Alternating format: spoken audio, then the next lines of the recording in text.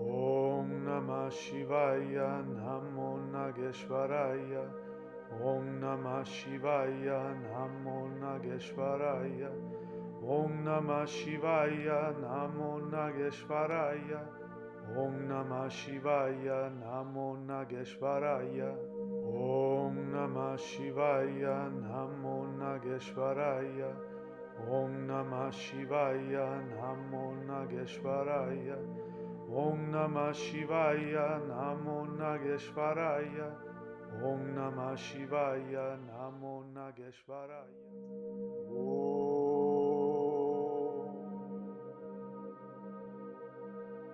Triambakam yajammahe sugandhim pushtivardhanam urvarukamiva bandhanan mrityurmukshiyam amritat.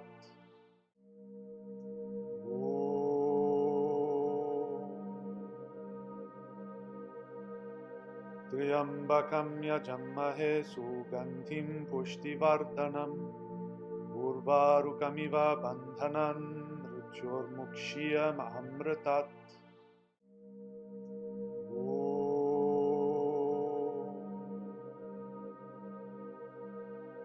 Triambakam yajammahe sugandhim pushtivardhanam urvarukamiva bandhanan mrityurmukshiyam amritat.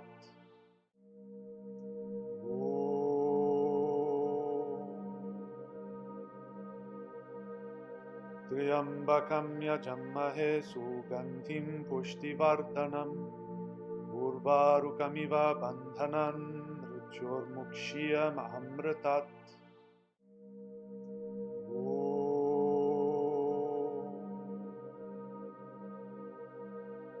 Triambakam yajammahe sugandhim pushtivardhanam urvarukamiva bandhanan mrityurmukshiyam amritat.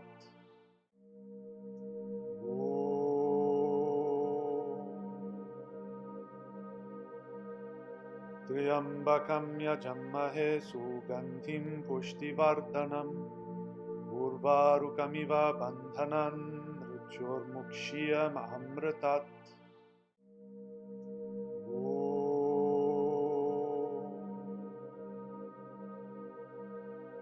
Triambakam yajammahe sugandhim pushtivardhanam urvarukamiva bandhanan mrityurmukshiyam amritat.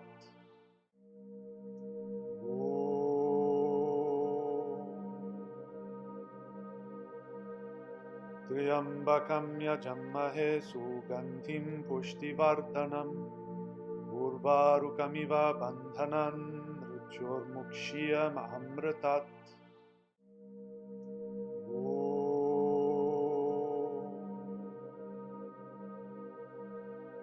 Triambakam yajammahe sugandhim pushtivardhanam urvarukamiva bandhanan mrityurmukshiyam amritat.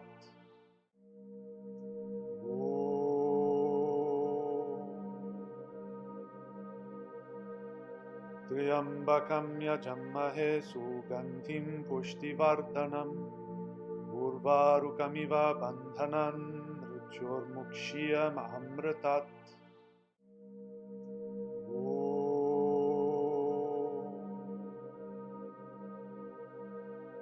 Triambakam yajammahe sugandhim pushtivardhanam urvarukamiva bandhanan mrityurmukshiyam amritat.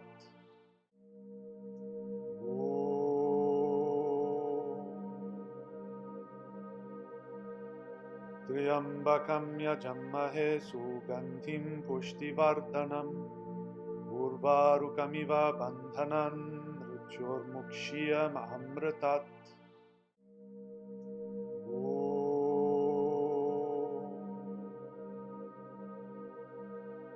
Triambakam yajammahe sugandhim pushtivardhanam urvarukamiva bandhanan mrityurmukshiyam amritat.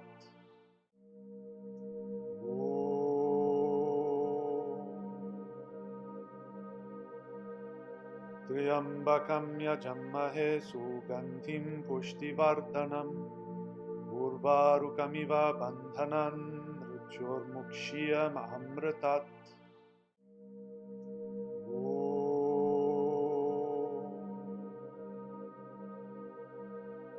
त्र्यम्बकं यजमहे सुगन्धिं पुष्टिवर्धनम् उर्वारुकमिव बन्धनान् मृत्योर्मुक्षीयमामृतात्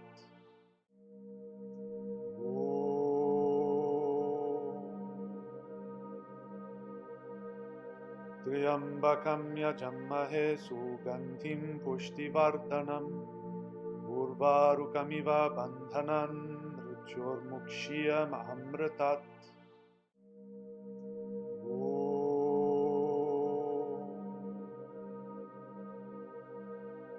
त्र्यम्बकं यजमहे सुगन्धिं पुष्टिवर्धनम् उर्वारुकमिव बन्धनान् मृत्योर्मुक्षीयमामृतात्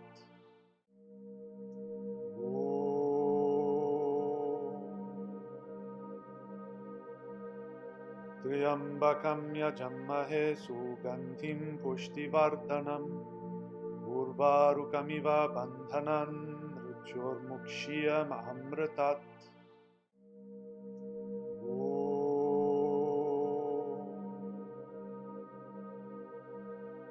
त्र्यम्बकं यजमहे सुगन्धिं पुष्टिवर्धनम् उर्वारुकमिव बन्धनान् मृत्योर्मुक्षीयमामृतात्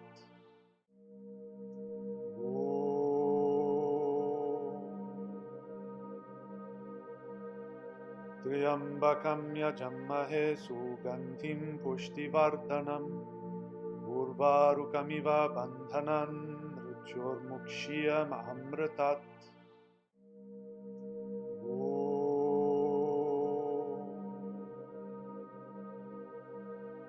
त्र्यम्बकं यजमहे सुगन्धिं पुष्टिवर्धनम् उर्वारुकमिव बन्धनान् मृत्योर्मुक्षीयमामृतात्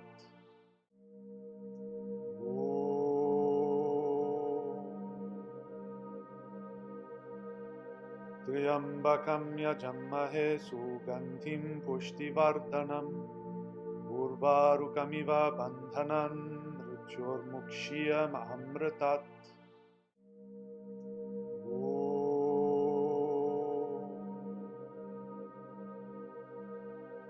त्र्यम्बकं यजमहे सुगन्धिं पुष्टिवर्धनम् उर्वारुकमिव बन्धनान् मृत्योर्मुक्षीयमामृतात्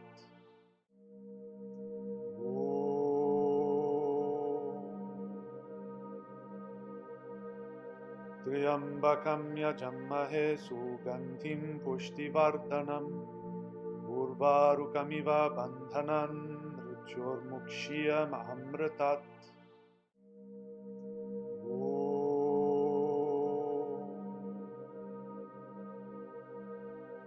त्र्यम्बकं यजमहे सुगन्धिं पुष्टिवर्धनम् उर्वारुकमिव बन्धनान् मृत्योर्मुक्षीयमामृतात्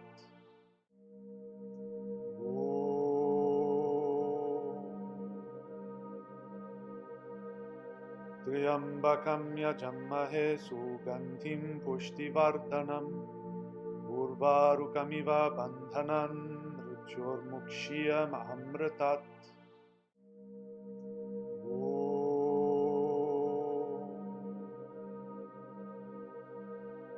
त्र्यम्बकं यजमहे सुगन्धिं पुष्टिवर्धनम् उर्वारुकमिव बन्धनान् मृत्योर्मुक्षीयमामृतात्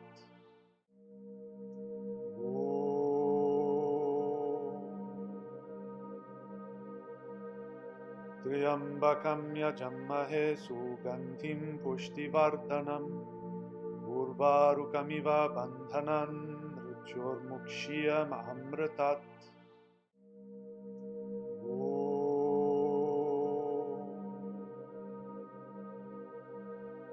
त्र्यम्बकं यजमहे सुगन्धिं पुष्टिवर्धनम् उर्वारुकमिव बन्धनान् मृत्योर्मुक्षीयमामृतात्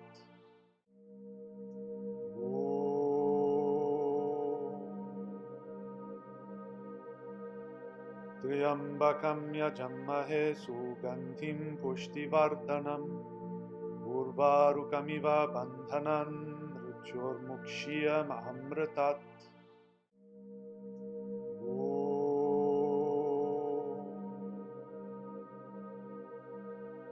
त्र्यम्बकं यजमहे सुगन्धिं पुष्टिवर्धनम् उर्वारुकमिव बन्धनान् मृत्योर्मुक्ष्यमृतात्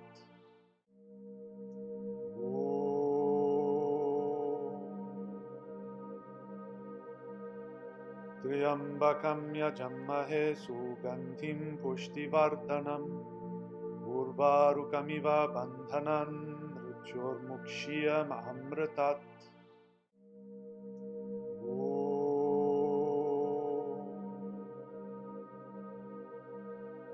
त्र्यम्बकं यजमहे सुगन्धिं पुष्टिवर्धनम् उर्वारुकमिव बन्धनान् मृत्योर्मुक्ष्यमृतात्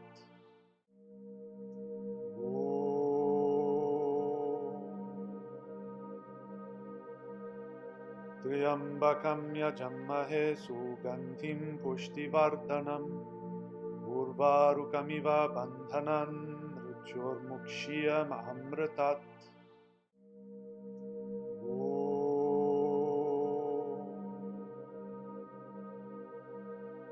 त्र्यम्बकं यजमहे सुगन्धिं पुष्टिवर्धनम् उर्वारुकमिव बन्धनान् मृत्योर्मुक्ष्यमृतात्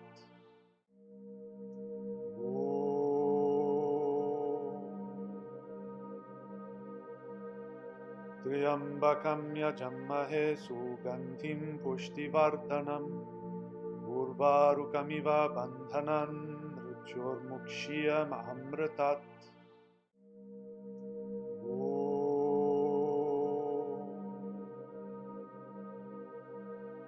त्र्यम्बकं यजमहे सुगन्धिं पुष्टिवर्धनम् उर्वारुकमिव बन्धनान् मृत्योर्मुक्ष्यमृतात् त्र्यम्बकं यजमहे सुगन्धिं पुष्टिवर्धनम् उर्वारुकमिव बन्धनान् मृत्योर्मुक्ष्यमृतात्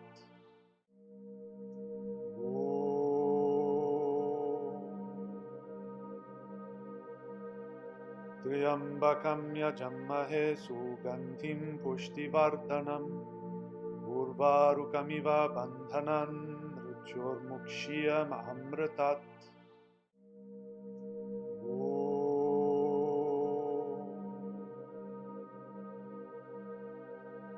यजमहे सुगन्धिं पुष्टिवर्धनम् उर्वारुकमिव बन्धनान् मृत्योर्मुक्ष्यमृतात्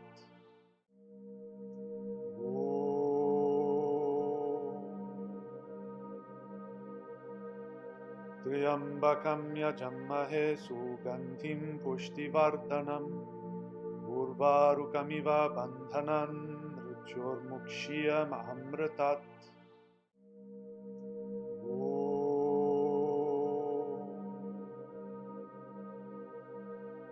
त्र्यम्बकं यजमहे सुगन्धिं पुष्टिवर्धनम् उर्वारुकमिव बन्धनान् मृत्योर्मुक्ष्यमृतात्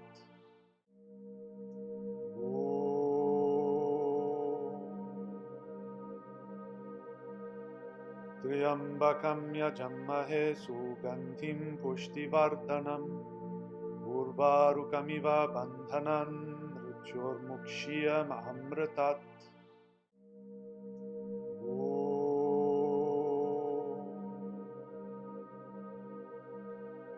त्र्यम्बकं यजमहे सुगन्धिं पुष्टिवर्धनम् उर्वारुकमिव बन्धनान् मृत्योर्मुक्ष्यमृतात्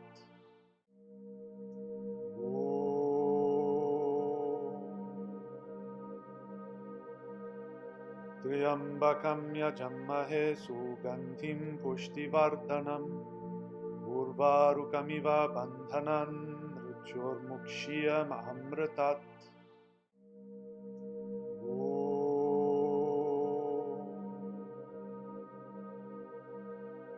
त्र्यम्बकं यजामहे सुगन्धिं पुष्टिवर्धनम् उर्वारुकमिव बन्धनान् मृत्योर्मुक्ष्यमृतात्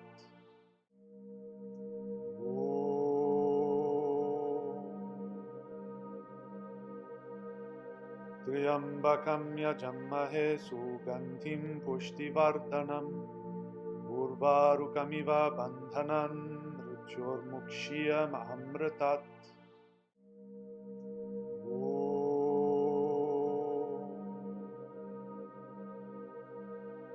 त्र्यम्बकं यजामहे सुगन्धिं पुष्टिवर्धनम् उर्वारुकमिव बन्धनान् मृत्योर्मुक्ष्यमृतात्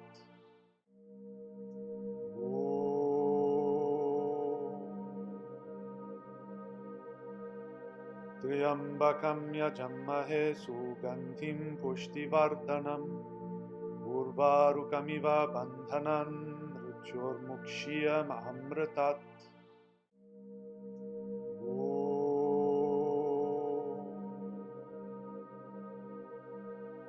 त्र्यम्बकं यजामहे सुगन्धिं पुष्टिवर्धनम् उर्वारुकमिव बन्धनान् मृत्योर्मुक्ष्यमृतात्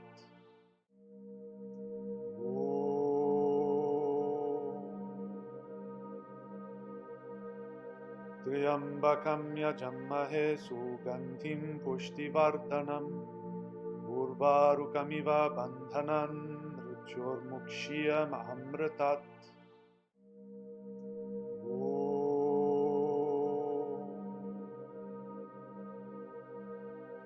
त्र्यम्बकं यजामहे सुगन्धिं पुष्टिवर्धनम् उर्वारुकमिव बन्धनान् मृत्योर्मुक्ष्यमृतात्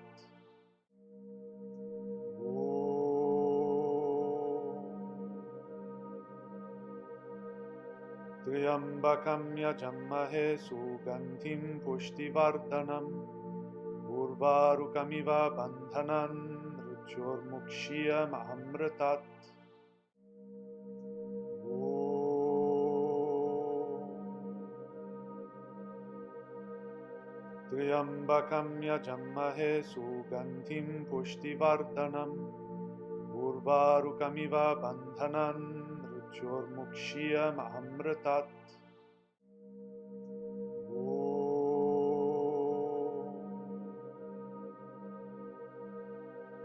त्र्यम्बकं यजामहे सुगन्धिं पुष्टिवर्धनम् उर्वारुकमिव बन्धनान् मृत्योर्मुक्ष्यमृतात्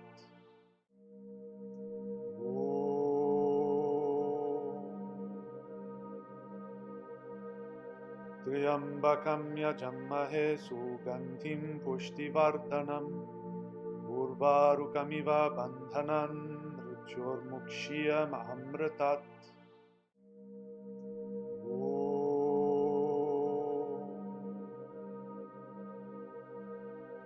त्र्यम्बकं यजामहे सुगन्धिं पुष्टिवर्धनम् उर्वारुकमिव बन्धनान् मृत्योर्मुक्ष्यमृतात्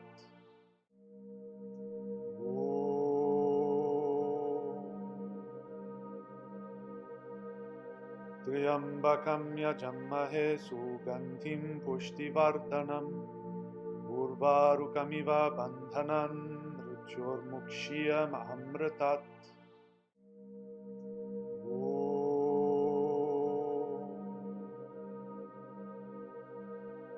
त्र्यम्बकं यजामहे सुगन्धिं पुष्टिवर्धनम् उर्वारुकमिव बन्धनान् मृत्योर्मुक्ष्यमृतात्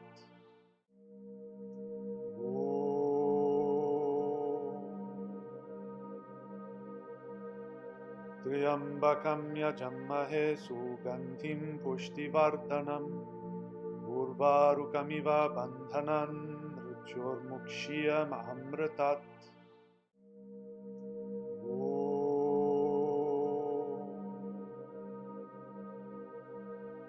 त्र्यम्बकं यजामहे सुगन्धिं पुष्टिवर्धनम् उर्वारुकमिव बन्धनान् मृत्योर्मुक्ष्यमृतात्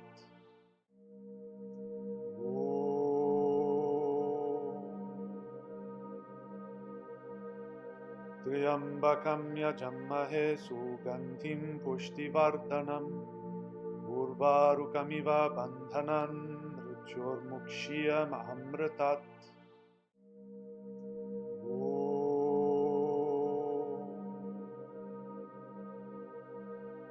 त्र्यम्बकं यजमहे सुगन्धिं पुष्टिवर्धनम् उर्वारुकमिव बन्धनान् मृत्योर्मुक्षीयमामृतात्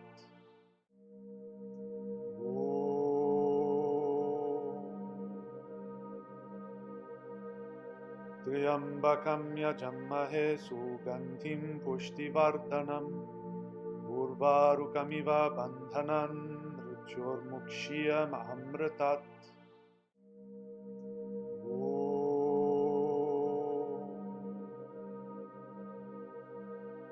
त्र्यम्बकं यजमहे सुगन्धिं पुष्टिवर्धनम् उर्वारुकमिव बन्धनान् मृत्योर्मुक्षीयमामृतात्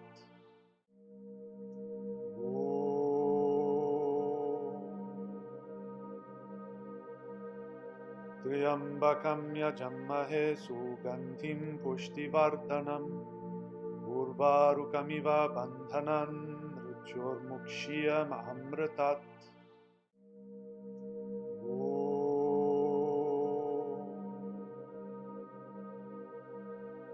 त्र्यम्बकं यजमहे सुगन्धिं पुष्टिवर्धनम् उर्वारुकमिव बन्धनान् मृत्योर्मुक्षीयमामृतात्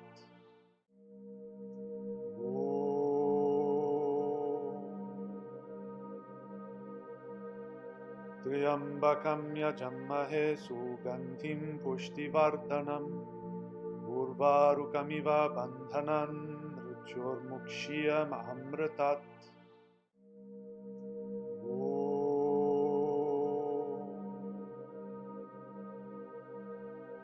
त्र्यम्बकं यजमहे सुगन्धिं पुष्टिवर्धनम् उर्वारुकमिव बन्धनान् मृत्योर्मुक्षीयमामृतात्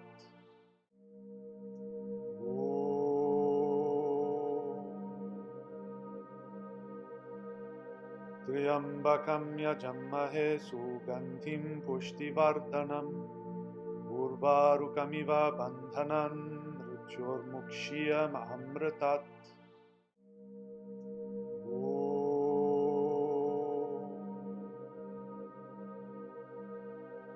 त्र्यम्बकं यजमहे सुगन्धिं पुष्टिवर्धनम् उर्वारुकमिव बन्धनान् मृत्योर्मुक्षीयमामृतात्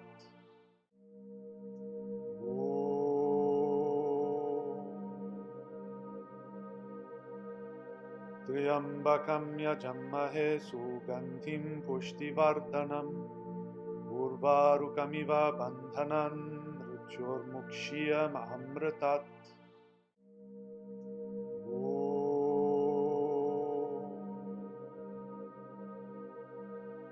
त्र्यम्बकं यजमहे सुगन्धिं पुष्टिवर्धनम् उर्वारुकमिव बन्धनान् मृत्योर्मुक्षीयमामृतात्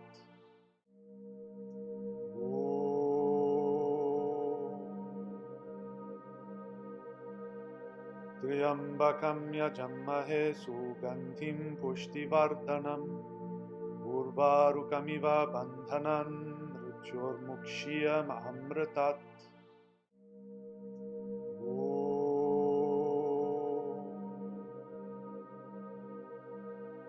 त्र्यम्बकं यजमहे सुगन्धिं पुष्टिवर्धनम् उर्वारुकमिव बन्धनान् मृत्योर्मुक्षीयमामृतात्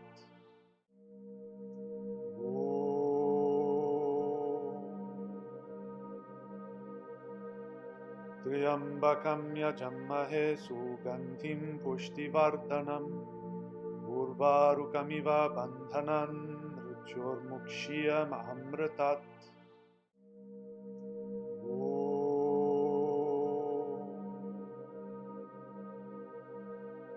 त्र्यम्बकं यजमहे सुगन्धिं पुष्टिवर्धनम् उर्वारुकमिव बन्धनान् मृत्योर्मुक्षीयमामृतात्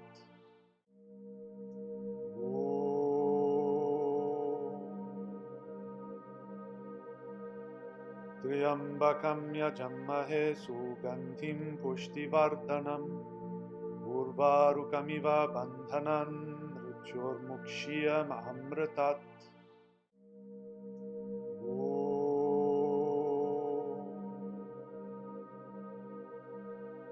त्र्यम्बकं यजमहे सुगन्धिं पुष्टिवर्धनम् उर्वारुकमिव बन्धनान् मृत्योर्मुक्ष्यमृतात्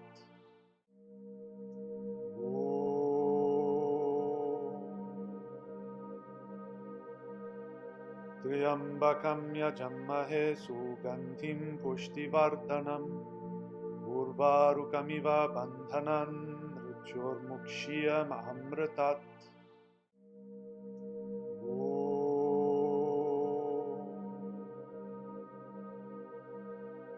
त्र्यम्बकं यजमहे सुगन्धिं पुष्टिवर्धनम् उर्वारुकमिव बन्धनान् मृत्योर्मुक्ष्यमृतात्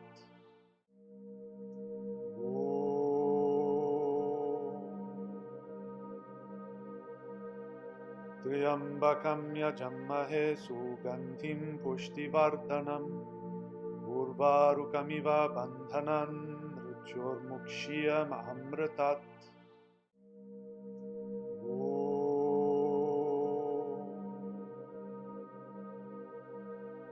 त्र्यम्बकं यजमहे सुगन्धिं पुष्टिवर्धनम् उर्वारुकमिव बन्धनान् मृत्योर्मुक्ष्यमृतात्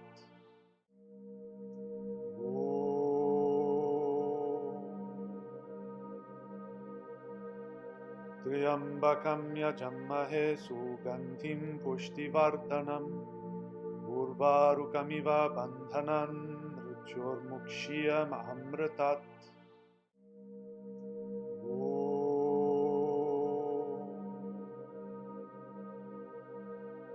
त्र्यम्बकं यजमहे सुगन्धिं पुष्टिवर्धनम् उर्वारुकमिव बन्धनान् मृत्योर्मुक्ष्यमृतात्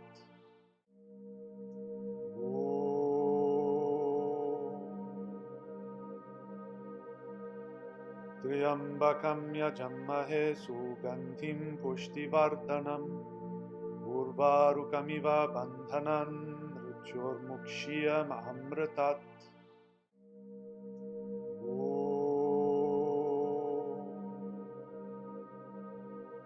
त्र्यम्बकं यजमहे सुगन्धिं पुष्टिवर्धनम् उर्वारुकमिव बन्धनान् मृत्योर्मुक्ष्यमृतात्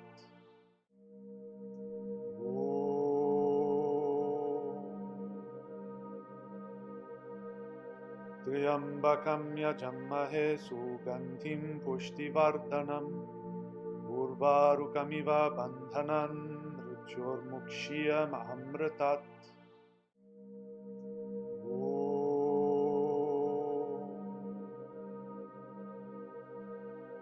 त्र्यम्बकं यजमहे सुगन्धिं पुष्टिवर्धनम् उर्वारुकमिव बन्धनान् मृत्योर्मुक्ष्यमृतात्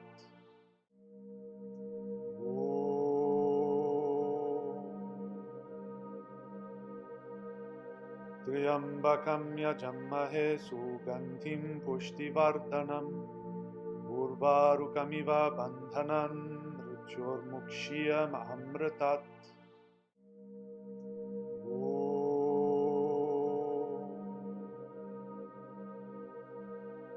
त्र्यम्बकं यजमहे सुगन्धिं पुष्टिवर्धनम् उर्वारुकमिव बन्धनान् मृत्योर्मुक्ष्यमृतात्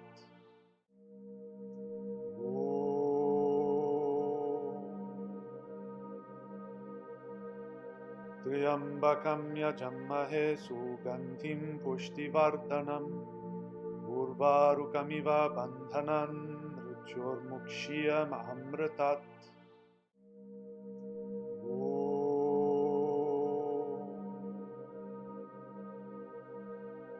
त्र्यम्बकं यजमहे सुगन्धिं पुष्टिवर्धनम् उर्वारुकमिव बन्धनान् मृत्योर्मुक्ष्यमृतात्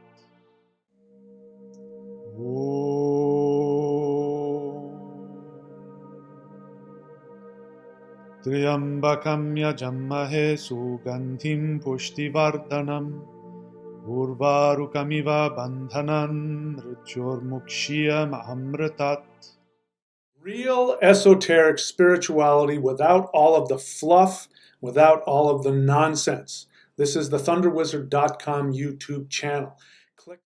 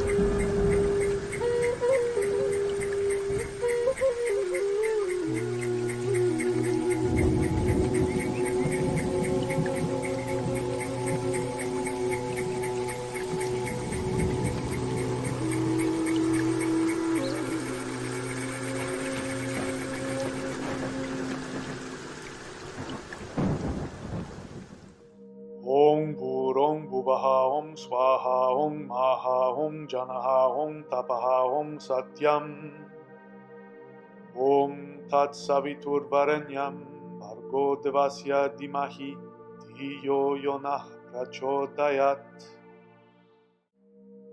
Om Bhurong Bhuvaha Om Swaha Om Maha Om Janaha Om Tapaha Om Satyam Om Tat Savitur Varenyam Bhargo Devasya Dimahi Dhiyo Yonah Prachodayat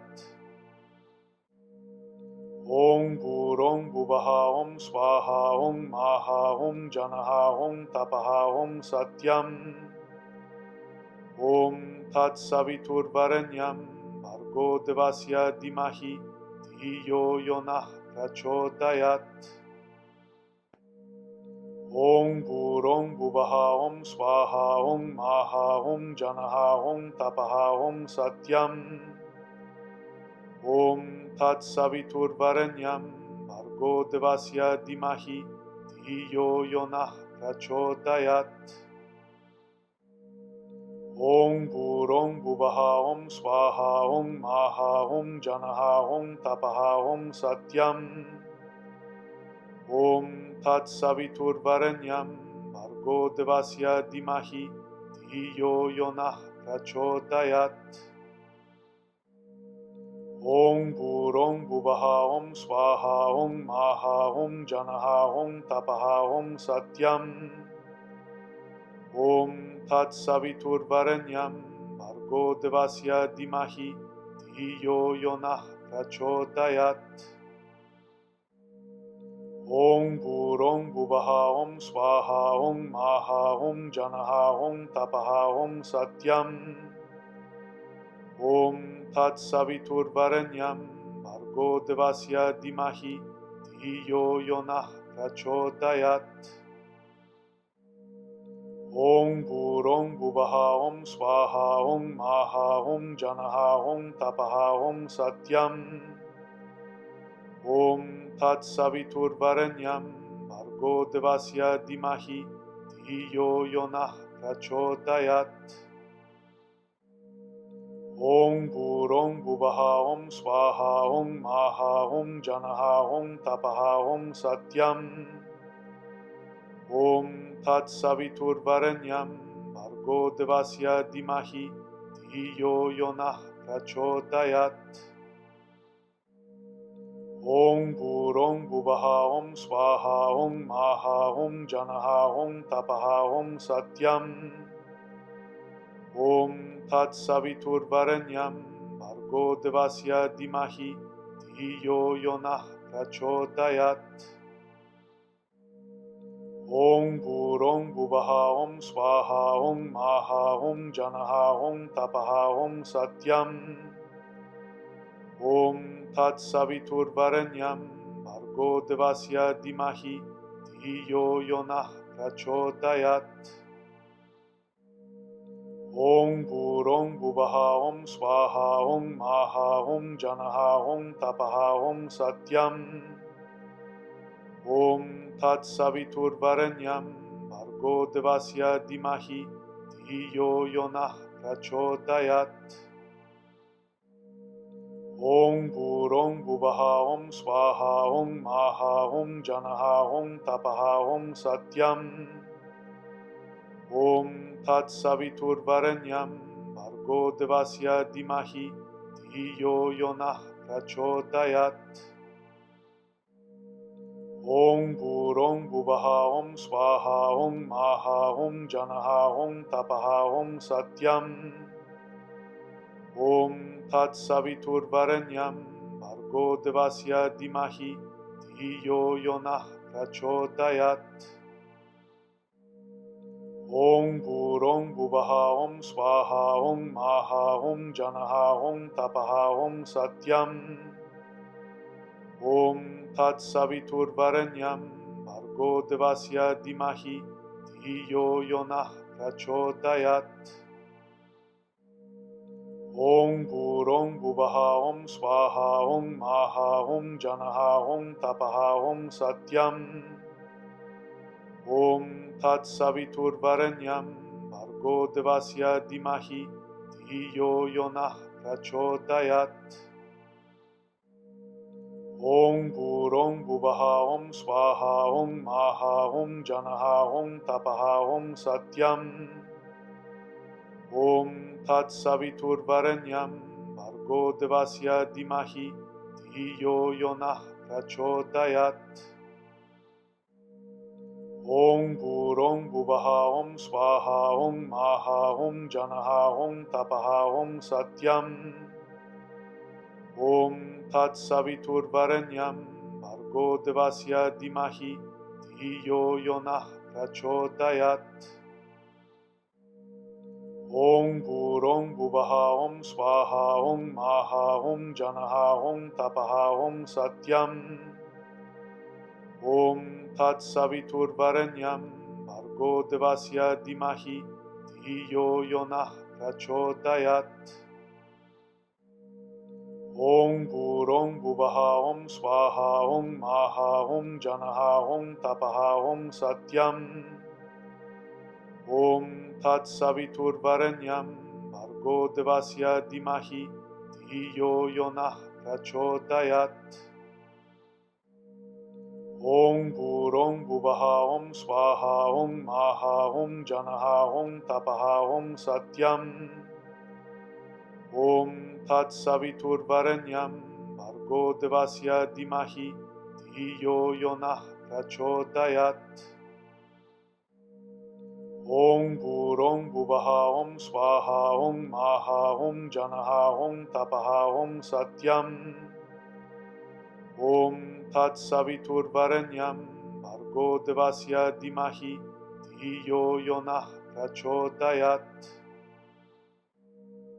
Om Burong Buvaha Om Swaha Om Maha Om Janaha Om Tapaha Om Satyam Om Tat Savitur Varenyam Bhargo Devasya Dimahi Dhiyo Yonah Prachodayat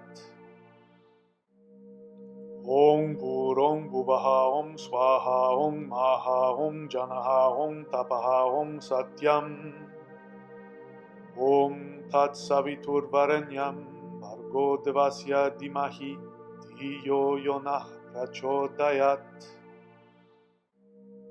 Om Burong Buvaha Om Swaha Om Maha Om Janaha Om Tapaha Om Satyam Om Tat Savitur Varenyam Bhargo Devasya Dimahi Dhiyo Yonah Prachodayat Om Burong Buvaha Om Swaha Om Maha Om Janaha Om Tapaha Om Satyam Om Tat Savitur Varenyam Bhargo Devasya Dimahi Dhiyo Yonah Prachodayat Om Burong Buvaha Om Swaha Om Maha Om Janaha Om Tapaha Om Satyam Om Tat Savitur Varenyam Bhargo Devasya Dimahi Dhiyo Yonah Prachodayat Om Burong Buvaha Om Swaha Om Maha Om Janaha Om Tapaha Om Satyam Om Tat Savitur Varenyam Bhargo Devasya Dimahi Dhiyo Yonah Prachodayat Om Burong Buvaha Om Swaha Om Maha Om Janaha Om Tapaha Om Satyam Om Tat Savitur Varenyam Bhargo Devasya Dimahi Dhiyo Yonah Prachodayat Om Burong Buvaha Om Swaha Om Maha Om Janaha Om Tapaha Om Satyam Om Tat Savitur Varenyam Bhargo Devasya Dimahi Dhiyo Yonah Prachodayat Om Burong Buvaha Om Swaha Om Maha Om Janaha Om Tapaha Om Satyam Om Tat Savitur Varenyam Bhargo Devasya Dimahi Dhiyo Yonah Prachodayat Om Burong Buvaha Om Swaha Om Maha Om Janaha Om Tapaha Om Satyam Om Tat Savitur Varenyam Bhargo Devasya Dimahi Dhiyo Yonah Prachodayat Om Burong Buvaha Om Swaha Om Maha Om Janaha Om Tapaha Om Satyam Om Tat Savitur Varenyam Bhargo Devasya Dimahi Dhiyo Yonah Prachodayat Om Burong Buvaha Om Swaha Om Maha Om Janaha Om Tapaha Om Satyam Om Tat Savitur Varenyam Bhargo Devasya Dimahi Dhiyo Yonah Prachodayat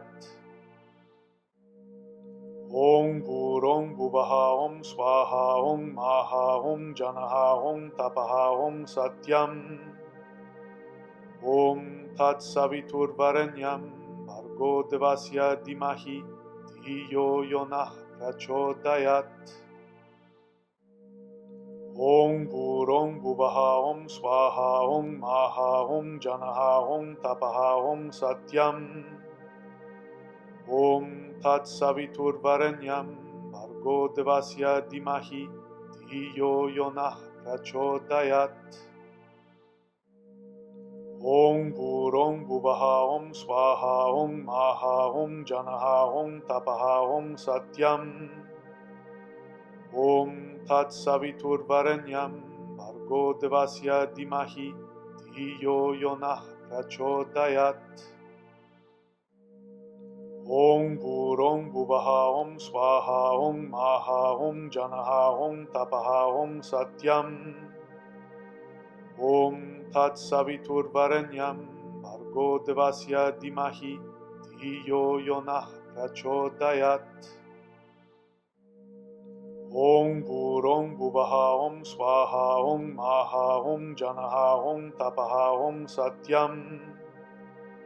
Om Tat Saviturvarenyam Bhargo Devasya Dimahi Dhiyo Yonah Prachodayat.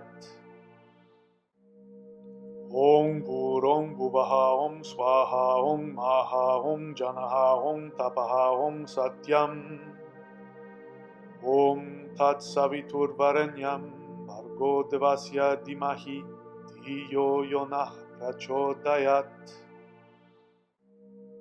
Om Burong Buvaha Om Swaha Om Maha Om Janaha Om Tapaha Om Satyam. Om Tat Saviturvarenyam Bhargo Devasya Dimahi Dhiyo Yonah Prachodayat. Om Burong Buvaha Om Swaha Om Maha Om Janaha Om Tapaha Om Satyam. Om Tat Saviturvarenyam Bhargo Devasya Dimahi Dhiyo Yonah Prachodayat. Om Burong Buvaha Om Swaha Om Maha Om Janaha Om Tapaha Om Satyam. Om Tat Saviturvarenyam Bhargo Devasya Dimahi Dhiyo Yonah Prachodayat. Om Burong Buvaha Om Swaha Om Maha Om Janaha Om Tapaha Om Satyam. Om Tat Saviturvarenyam Bhargo Devasya Dimahi Dhiyo Yonah Prachodayat. Om Burong Buvaha Om Swaha Om Maha Om Janaha Om Tapaha Om Satyam. Om Tat Saviturvarenyam Bhargo Devasya Dimahi Dhiyo Yonah Prachodayat. Om Burong Buvaha Om Swaha Om Maha Om Janaha Om Tapaha Om Satyam. Om Tat Saviturvarenyam Bhargo Devasya Dimahi Dhiyo Yonah Prachodayat. Om Burong Buvaha Om Swaha Om Maha Om Janaha Om Tapaha Om Satyam. Om Tat Saviturvarenyam Bhargo Devasya Dimahi Dhiyo Yonah Prachodayat. Om Burong Buvaha Om Swaha Om Maha Om Janaha Om Tapaha Om Satyam. Om Tat Saviturvarenyam Bhargo Devasya Dimahi Dhiyo Yonah Prachodayat. Om Burong Buvaha Om Swaha Om Maha Om Janaha Om Tapaha Om Satyam. Om Tat Saviturvarenyam Bhargo Devasya Dimahi Dhiyo Yonah Prachodayat. Om Burong Buvaha Om Swaha Om Maha Om Janaha Om Tapaha Om Satyam. Om Tat Saviturvarenyam Bhargo Devasya Dimahi Dhiyo Yonah Prachodayat. Om Om Burong Buvaha Om Swaha Om Maha Om Janaha Om Tapaha Om Satyam Om Tat Savitur Varenyam Bhargo Devasya Dimahi Dhiyo Yonah Prachodayat Om Burong Buvaha Om Swaha Om Maha Om Janaha Om Tapaha Om Satyam Om Tat Savitur Varenyam Bhargo Devasya Dimahi Dhiyo Yonah Prachodayat Om Burong Buvaha Om Swaha Om Maha Om Janaha Om Tapaha Om Satyam Om Tat Savitur Varenyam Bhargo Devasya Dimahi Dhiyo Yonah Prachodayat Om Burong Buvaha Om Swaha Om Maha Om Janaha Om Tapaha Om Satyam Om Tat Savitur Varenyam Bhargo Devasya Dimahi Dhiyo Yonah Prachodayat Om Burong Buvaha Om Swaha Om Maha Om Janaha Om Tapaha Om Satyam Om Tat Savitur Varenyam Bhargo Devasya Dimahi Dhiyo Yonah Prachodayat Om Burong Buvaha Om Swaha Om Maha Om Janaha Om Tapaha Om Satyam Om Tat Savitur Varenyam Bhargo Devasya Dimahi Dhiyo Yonah Prachodayat Om Burong Buvaha Om Swaha Om Maha Om Janaha Om Tapaha Om Satyam Om Tat Savitur Varenyam Bhargo Devasya Dimahi Dhiyo Yonah Prachodayat Om Burong Buvaha Om Swaha Om Maha Om Janaha Om Tapaha Om Satyam Om Tat Savitur Varenyam Bhargo Devasya Dimahi Dhiyo Yonah Prachodayat Om Burong Buvaha Om Swaha Om Maha Om Janaha Om Tapaha Om Satyam Om Tat Savitur Varenyam Bhargo Devasya Dimahi Dhiyo Yonah Prachodayat Om Burong Buvaha Om Swaha Om Maha Om Janaha Om Tapaha Om Satyam Om Tat Savitur Varenyam Bhargo Devasya Dimahi Dhiyo Yonah Prachodayat Om Burong Buvaha Om Swaha Om Maha Om Janaha Om Tapaha Om Satyam Om Tat Savitur Varenyam Bhargo Devasya Dimahi Dhiyo Yonah Prachodayat Om Burong Buvaha Om Swaha Om Maha Om Janaha Om Tapaha Om Satyam Om Tat Savitur Varenyam Bhargo Devasya Dimahi Dhiyo Yonah Prachodayat Om Burong Buvaha Om Swaha Om Maha Om Janaha Om Tapaha Om Satyam Om Tat Savitur Varenyam Bhargo Devasya Dimahi Dhiyo Yonah Prachodayat Om Burong Buvaha Om Swaha Om Maha Om Janaha Om Tapaha Om Satyam Om Tat Savitur Varenyam Bhargo Devasya Dimahi Dhiyo Yonah Prachodayat Om Burong Buvaha Om Swaha Om Maha Om Janaha Om Tapaha Om Satyam Om Tat Savitur Varenyam Bhargo Devasya Dimahi Dhiyo Yonah Prachodayat Om Burong Buvaha Om Swaha Om Maha Om Janaha Om Tapaha Om Satyam Om Tat Savitur Varenyam Bhargo Devasya Dhimahi Dhiyo Yonah Prachodayat. Om Bhurong Bhuvaha Om Swaha Om Maha Om Janaha Om Tapaha Om Satyam. Om Tat Savitur Varenyam Bhargo Devasya Dhimahi Dhiyo Yonah Prachodayat. Om Bhurong Bhuvaha Om Swaha Om Maha Om Janaha Om Tapaha Om Satyam. Om Tat Savitur Varenyam Bhargo Devasya Dhimahi Dhiyo Yonah Prachodayat. Om Bhurong Bhuvaha Om Swaha Om Maha Om Janaha Om Tapaha Om Satyam. Om Tat Savitur Varenyam Bhargo Devasya Dhimahi Dhiyo Yonah Prachodayat. Om Bhurong Bhuvaha Om Swaha Om Maha Om Janaha Om Tapaha Om Satyam. Om Tat Savitur Varenyam Bhargo Devasya Dhimahi Dhiyo Yonah Prachodayat. Om Bhurong Bhuvaha Om Swaha Om Maha Om Janaha Om Tapaha Om Satyam. Om Tat Savitur Varenyam Bhargo Devasya Dhimahi Dhiyo Yonah Prachodayat.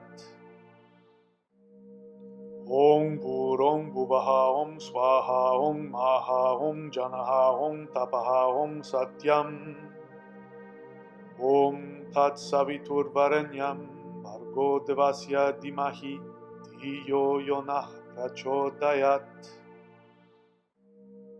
Om Bhurong Bhuvaha Om Swaha Om Maha Om Janaha Om Tapaha Om Satyam. Om Tat Savitur Varenyam Bhargo Devasya Dhimahi Dhiyo Yonah Prachodayat. Om Bhurong Bhuvaha Om Swaha Om Maha Om Janaha Om Tapaha Om Satyam. Om Tat Savitur Varenyam Bhargo Devasya Dhimahi Dhiyo Yonah Prachodayat. Om Bhurong Bhuvaha Om Swaha Om Maha Om Janaha Om Tapaha Om Satyam.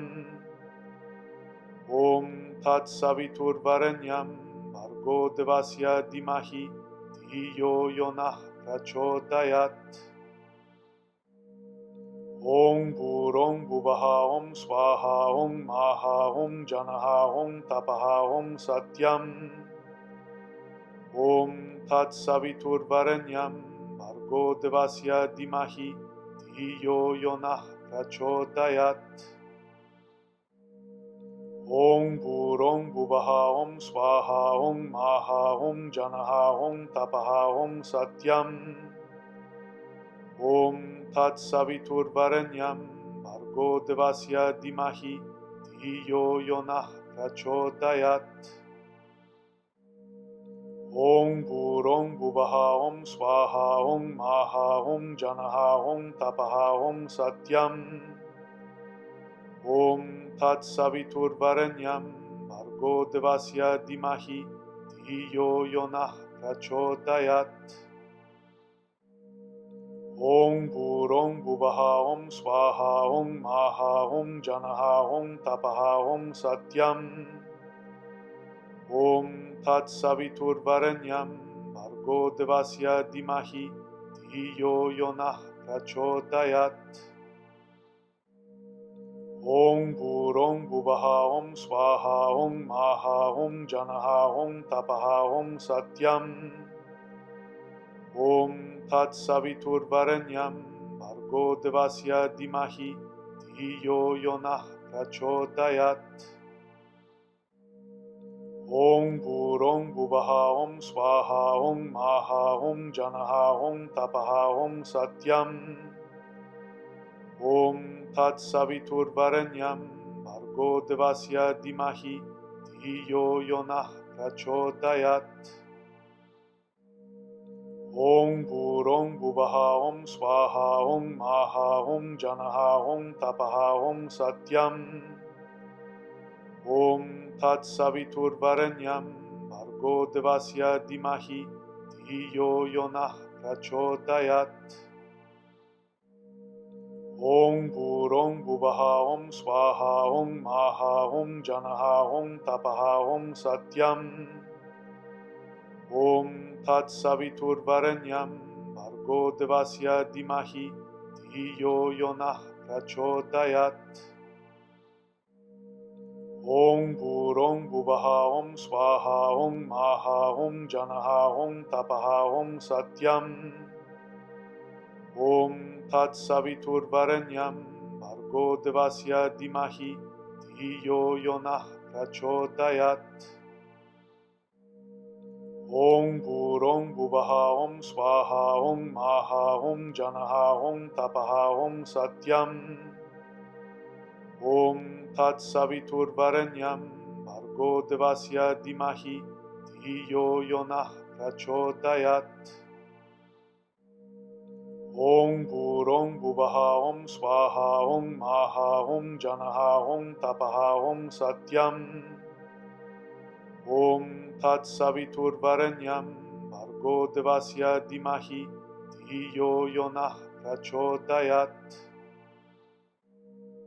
Om Burong Buvaha Om Swaha Om Maha Om Janaha Om Tapaha Om Satyam Om Tat Savitur Varenyam Bhargo Devasya Dimahi Dhiyo Yonah Prachodayat Om Burong Buvaha Om Swaha Om Maha Om Janaha Om Tapaha Om Satyam Om Tat Savitur Varenyam Bhargo Devasya Dimahi Dhiyo Yonah Prachodayat Om Burong Buvaha Om Swaha Om Maha Om Janaha Om Tapaha Om Satyam Om Tat Savitur Varenyam Bhargo Devasya Dimahi Dhiyo Yonah Prachodayat Om Burong Buvaha Om Swaha Om Maha Om Janaha Om Tapaha Om Satyam Om Tat Savitur Varenyam Bhargo Devasya Dimahi Dhiyo Yonah Prachodayat Om Burong Buvaha Om Swaha Om Maha Om Janaha Om Tapaha Om Satyam Om Tat Savitur Varenyam Bhargo Devasya Dimahi Dhiyo Yonah Prachodayat Om Burong Buvaha Om Swaha Om Maha Om Janaha Om Tapaha Om Satyam Om Tat Savitur Varenyam Bhargo Devasya Dimahi Dhiyo Yonah Prachodayat Om Burong Buvaha Om Swaha Om Maha Om Janaha Om Tapaha Om Satyam Om Tat Savitur Varenyam Bhargo Devasya Dimahi Dhiyo Yonah Prachodayat Om Burong Buvaha Om Swaha Om Maha Om Janaha Om Tapaha Om Satyam Om Tat Savitur Varenyam Bhargo Devasya Dimahi Dhiyo Yonah Prachodayat Om Namah Shivaya Namo Nageshwaraya Om Namah Shivaya Namo Nageshwaraya Om Namah Shivaya Namo Nageshwaraya Om Namah Shivaya Namo Nageshwaraya Om Namah Shivaya Namo Nageshwaraya Om Namah Shivaya Namo Nageshwaraya Om Namah Shivaya Namo Nageshwaraya Om Namah Shivaya Namo Nageshwaraya Om Namah Shivaya Namo Nageshwaraya Om Namah Shivaya Namo Nageshwaraya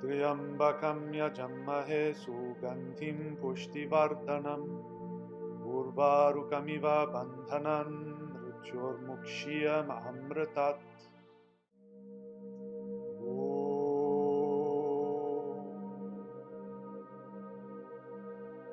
त्र्यम्बकं यजामहे सुगन्धिं पुष्टिवर्धनम् उर्वारुकमिव बन्धनान् मृत्योर्मुक्ष्यमृतात्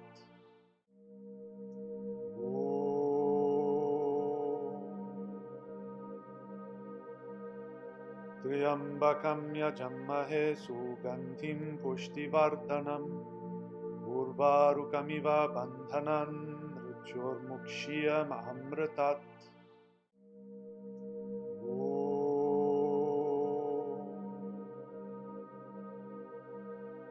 त्र्यम्बकं यजामहे सुगन्धिं पुष्टिवर्धनम् उर्वारुकमिव बन्धनान् मृत्योर्मुक्ष्यमृतात्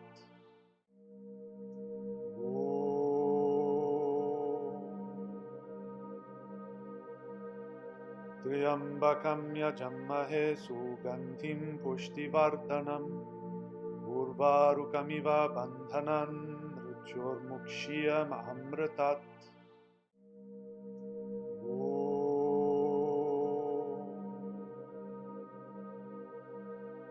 त्र्यम्बकं यजामहे सुगन्धिं पुष्टिवर्धनम् उर्वारुकमिव बन्धनान् मृत्योर्मुक्ष्यमृतात्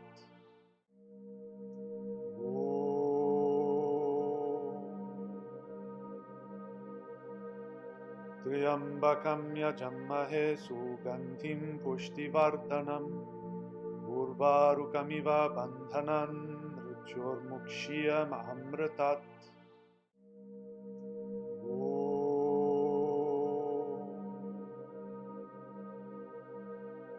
त्र्यम्बकं यजामहे सुगन्धिं पुष्टिवर्धनम् उर्वारुकमिव बन्धनान् मृत्योर्मुक्ष्यमृतात्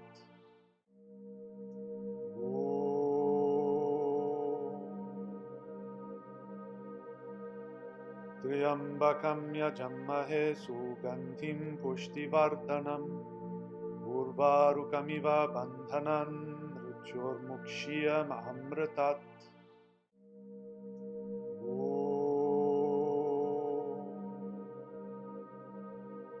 त्र्यम्बकं यजामहे सुगन्धिं पुष्टिवर्धनम् उर्वारुकमिव बन्धनान् मृत्योर्मुक्ष्यमृतात्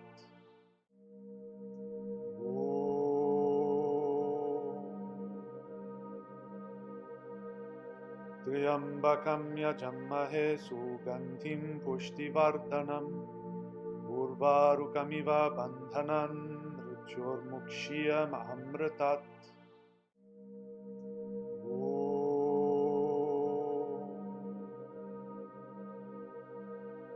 त्र्यम्बकं यजामहे सुगन्धिं पुष्टिवर्धनम् उर्वारुकमिव बन्धनान् मृत्योर्मुक्ष्यमृतात् त्र्यम्बकं यजामहे सुगन्धिं पुष्टिवर्धनम् उर्वारुकमिव बन्धनान् मृत्योर्मुक्ष्यमृतात्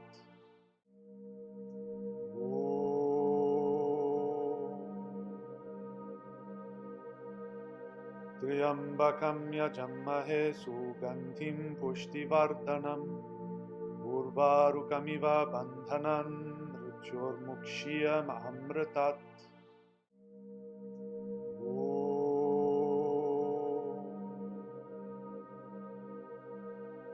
त्र्यम्बकं यजामहे सुगन्धिं पुष्टिवर्धनम् उर्वारुकमिव बन्धनान् मृत्योर्मुक्ष्यमृतात्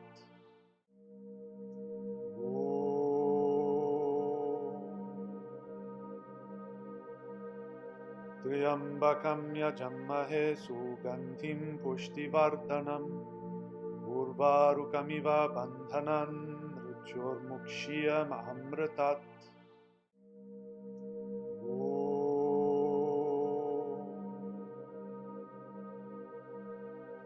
त्र्यम्बकं यजामहे सुगन्धिं पुष्टिवर्धनम् उर्वारुकमिव बन्धनान् मृत्योर्मुक्षीयमामृतात्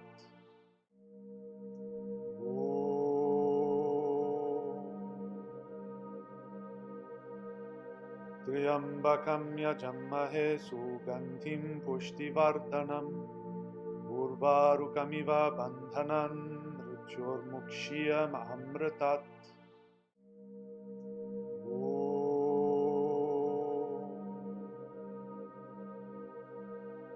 त्र्यम्बकं यजामहे सुगन्धिं पुष्टिवर्धनम् उर्वारुकमिव बन्धनान् मृत्योर्मुक्षीयमामृतात्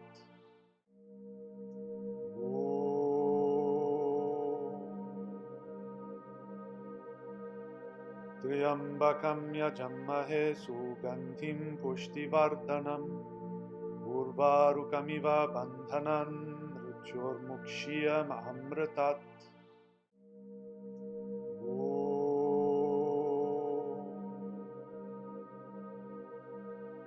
त्र्यम्बकं यजामहे सुगन्धिं पुष्टिवर्धनम् उर्वारुकमिव बन्धनान् मृत्योर्मुक्षीयमामृतात्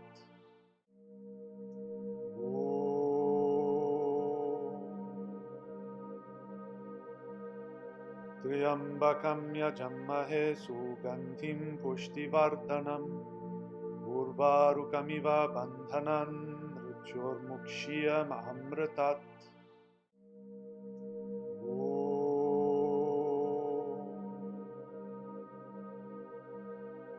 त्र्यम्बकं यजामहे सुगन्धिं पुष्टिवर्धनम् उर्वारुकमिव बन्धनान् मृत्योर्मुक्षीयमामृतात्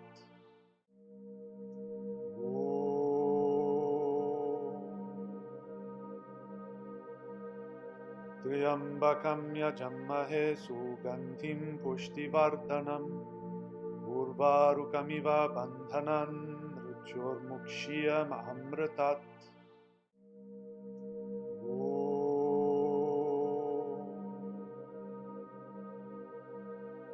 त्र्यम्बकं यजामहे सुगन्धिं पुष्टिवर्धनम् उर्वारुकमिव बन्धनान् मृत्योर्मुक्षीयमामृतात्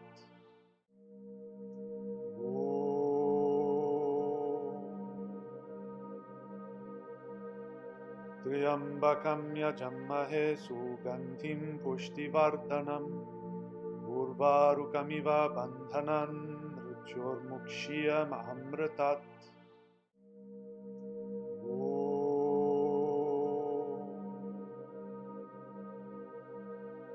त्र्यम्बकं यजामहे सुगन्धिं पुष्टिवर्धनम् उर्वारुकमिव बन्धनान् मृत्योर्मुक्षीयमामृतात्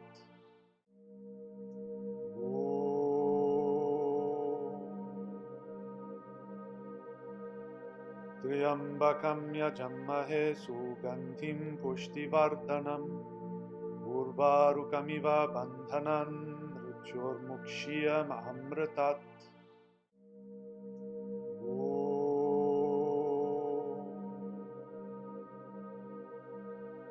त्र्यम्बकं यजामहे सुगन्धिं पुष्टिवर्धनम् उर्वारुकमिव बन्धनान् मृत्योर्मुक्षीयमामृतात्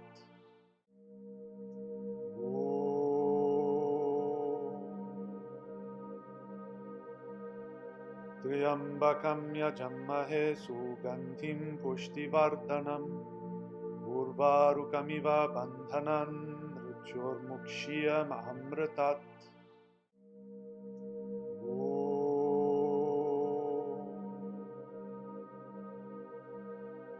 त्र्यम्बकं यजामहे सुगन्धिं पुष्टिवर्धनम् उर्वारुकमिव बन्धनान् मृत्योर्मुक्षीयमामृतात्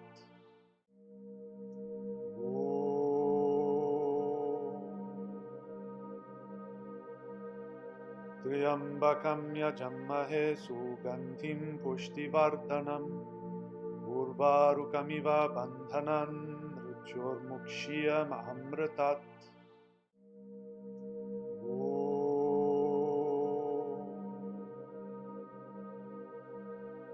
त्र्यम्बकं यजामहे सुगन्धिं पुष्टिवर्धनम् उर्वारुकमिव बन्धनान् मृत्योर्मुक्ष्यमृतात्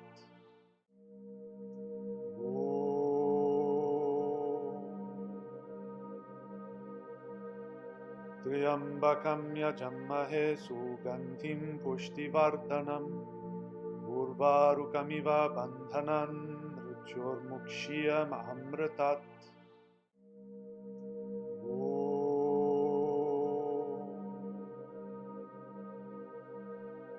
त्र्यम्बकं यजामहे सुगन्धिं पुष्टिवर्धनम् उर्वारुकमिव बन्धनान् मृत्योर्मुक्ष्यमृतात्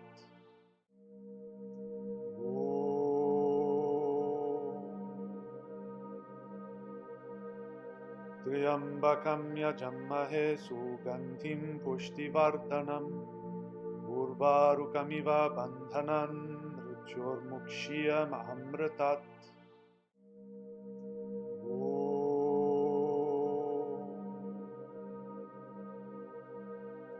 त्र्यम्बकं यजामहे सुगन्धिं पुष्टिवर्धनम् उर्वारुकमिव बन्धनान् मृत्योर्मुक्ष्यमृतात्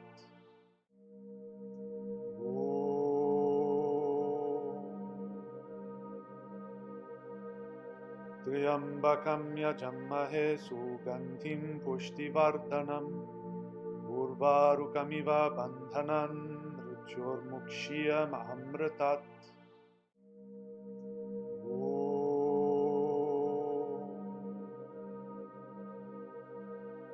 त्र्यम्बकं यजामहे सुगन्धिं पुष्टिवर्धनम् उर्वारुकमिव बन्धनान् मृत्योर्मुक्ष्यमृतात्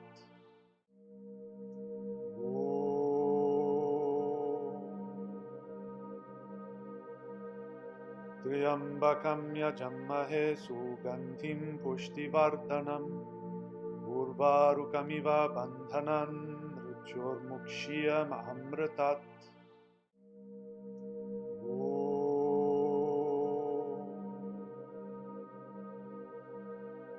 त्र्यम्बकं यजामहे सुगन्धिं पुष्टिवर्धनम् उर्वारुकमिव बन्धनान् मृत्योर्मुक्ष्यमृतात्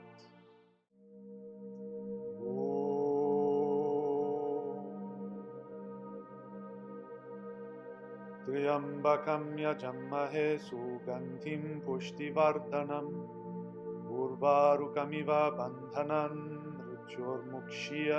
मृत्योर्मुक्ष्यमृतात्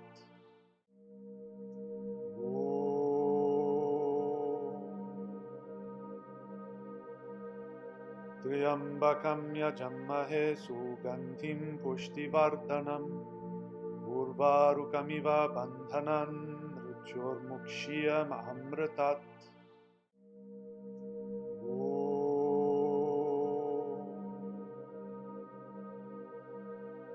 त्र्यम्बकं यजामहे सुगन्धिं पुष्टिवर्धनम् उर्वारुकमिव बन्धनान् मृत्योर्मुक्ष्यमृतात्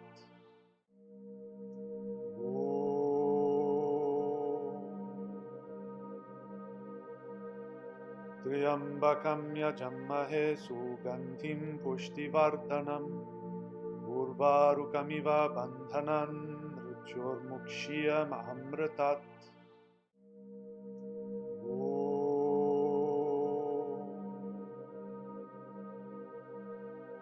त्र्यम्बकं यजामहे सुगन्धिं पुष्टिवर्धनम् उर्वारुकमिव बन्धनान् मृत्योर्मुक्ष्यमृतात्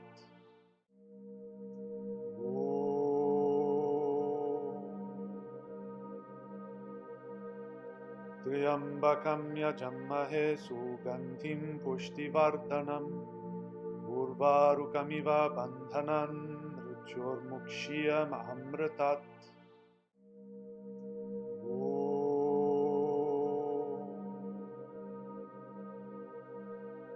त्र्यम्बकं यजामहे सुगन्धिं पुष्टिवर्धनम् उर्वारुकमिव बन्धनान् मृत्योर्मुक्ष्यमृतात्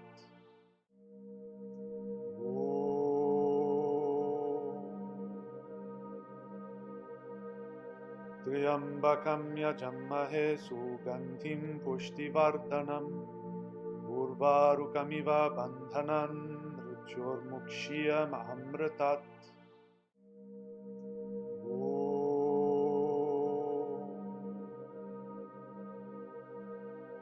त्र्यम्बकं यजमहे सुगन्धिं पुष्टिवर्धनम् उर्वारुकमिव बन्धनान् मृत्योर्मुक्ष्यमृतात्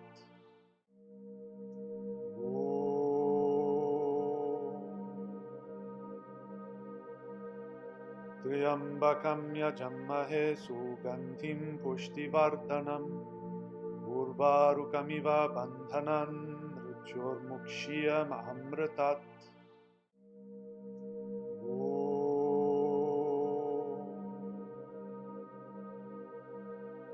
त्र्यम्बकं यजमहे सुगन्धिं पुष्टिवर्धनम् उर्वारुकमिव बन्धनान् मृत्योर्मुक्ष्यमृतात्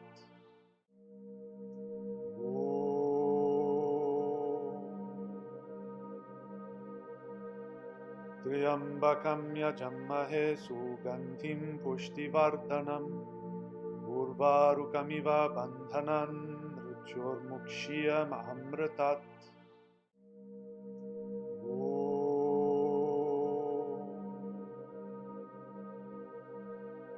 त्र्यम्बकं यजमहे सुगन्धिं पुष्टिवर्धनम् उर्वारुकमिव बन्धनान् मृत्योर्मुक्ष्यमृतात्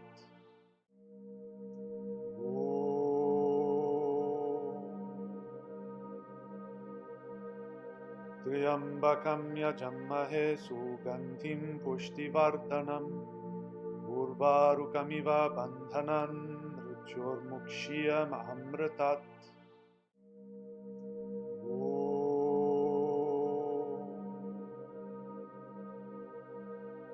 त्र्यम्बकं यजमहे सुगन्धिं पुष्टिवर्धनम् उर्वारुकमिव बन्धनान् मृत्योर्मुक्ष्यमृतात्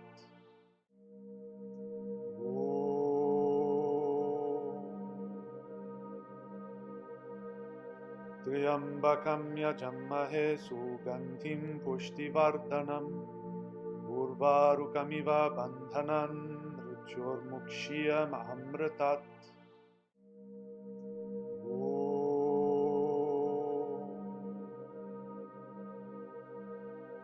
त्र्यम्बकं यजमहे सुगन्धिं पुष्टिवर्धनम् उर्वारुकमिव बन्धनान् मृत्योर्मुक्ष्यमृतात्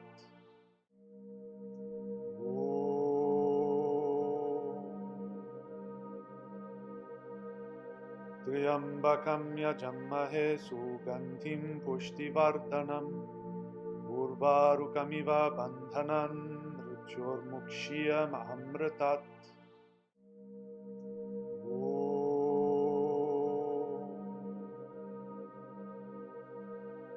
त्र्यम्बकं यजमहे सुगन्धिं पुष्टिवर्धनम् उर्वारुकमिव बन्धनान् मृत्योर्मुक्ष्यमृतात्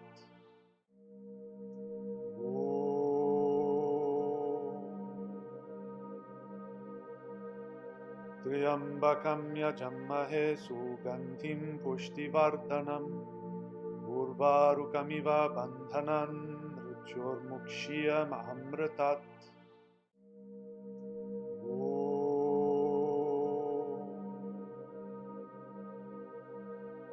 त्र्यम्बकं यजमहे सुगन्धिं पुष्टिवर्धनम् उर्वारुकमिव बन्धनान् मृत्योर्मुक्ष्यमृतात्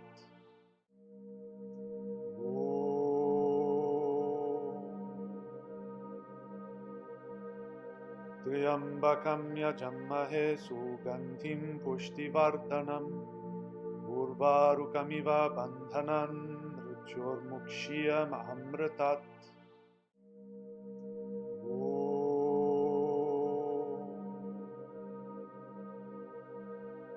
त्र्यम्बकं यजमहे सुगन्धिं पुष्टिवर्धनम् उर्वारुकमिव बन्धनान् मृत्योर्मुक्ष्यमृतात्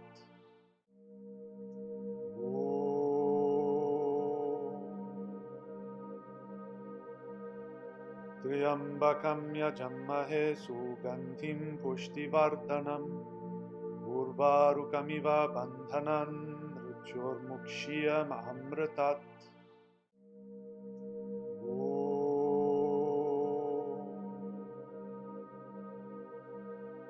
त्र्यम्बकं यजमहे सुगन्धिं पुष्टिवर्धनम् उर्वारुकमिव बन्धनान् मृत्योर्मुक्ष्यमृतात्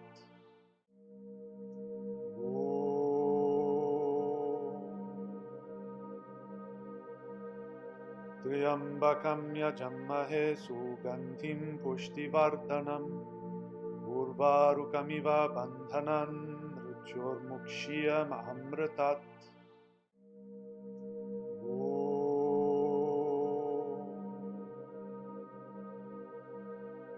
त्र्यम्बकं यजमहे सुगन्धिं पुष्टिवर्धनम् उर्वारुकमिव बन्धनान् मृत्योर्मुक्ष्यमृतात्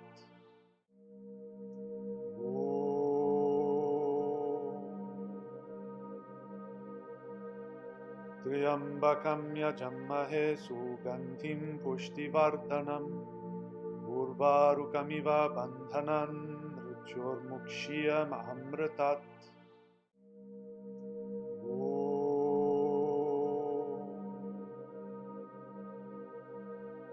त्र्यम्बकं यजमहे सुगन्धिं पुष्टिवर्धनम् उर्वारुकमिव बन्धनान् मृत्योर्मुक्ष्यमृतात्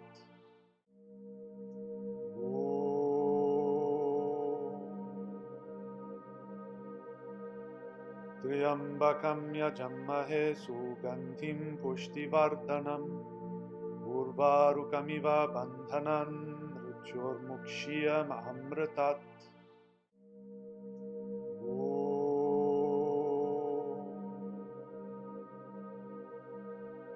त्र्यम्बकं यजमहे सुगन्धिं पुष्टिवर्धनम् उर्वारुकमिव बन्धनान् मृत्योर्मुक्ष्यमृतात्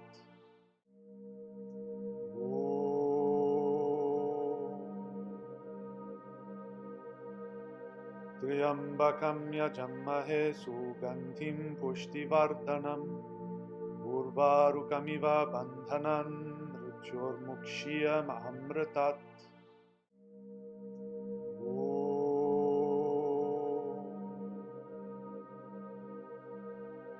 त्र्यम्बकं यजमहे सुगन्धिं पुष्टिवर्धनम् उर्वारुकमिव बन्धनान् मृत्योर्मुक्ष्यमृतात्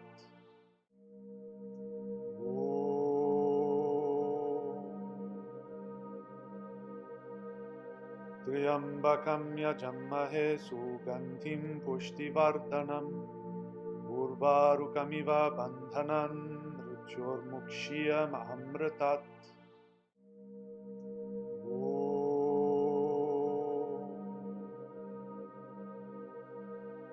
त्र्यम्बकं यजमहे सुगन्धिं पुष्टिवर्धनम् उर्वारुकमिव बन्धनान् मृत्योर्मुक्ष्यमृतात्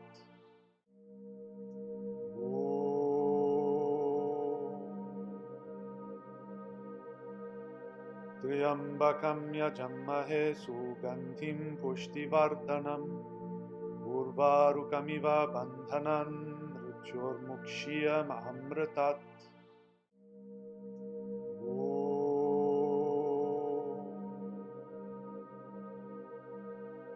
त्र्यम्बकं यजमहे सुगन्धिं पुष्टिवर्धनम् उर्वारुकमिव बन्धनान् मृत्योर्मुक्ष्यमृतात्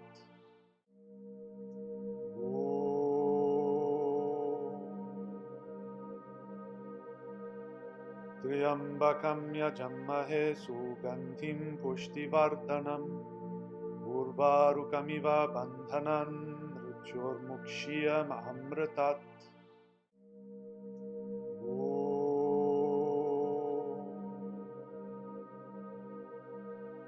त्र्यम्बकं यजमहे सुगन्धिं पुष्टिवर्धनम् उर्वारुकमिव बन्धनान् Mrutyormukshya Mahamritat.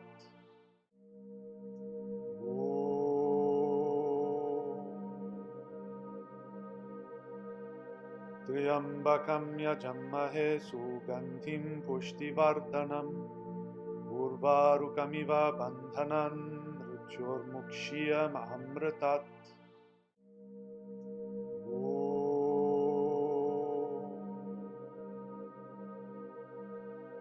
Triambakam yajammahe sugandhim pushtivardhanam urvarukamiva bandhanan mrutyormukshya mahamritat.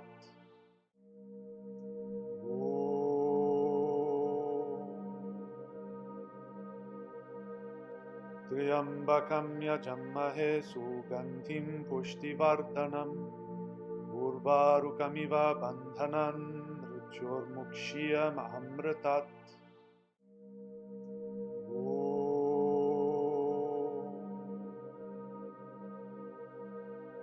Triambakam yajammahe sugandhim pushtivardhanam urvarukamiva bandhanan mrutyormukshya mahamritat.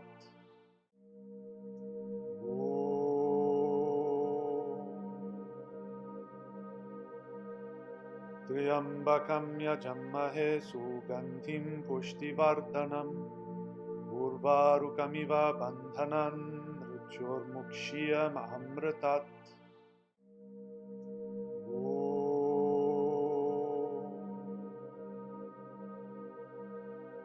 Triambakam yajammahe sugandhim pushtivardhanam urvarukamiva bandhanan mrutyormukshya mahamritat.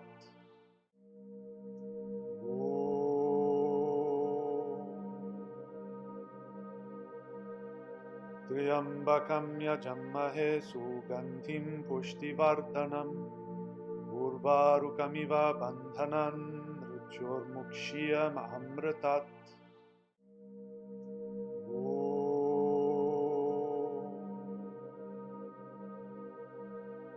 Triambakam yajammahe sugandhim pushtivardhanam urvarukamiva bandhanan mrutyormukshya mahamritat.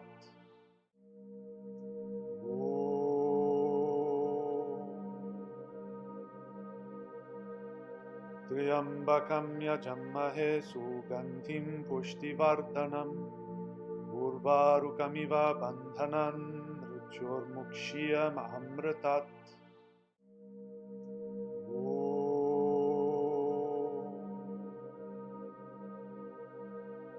Triambakam yajammahe sugandhim pushtivardhanam urvarukamiva bandhanan mrutyormukshya mahamritat.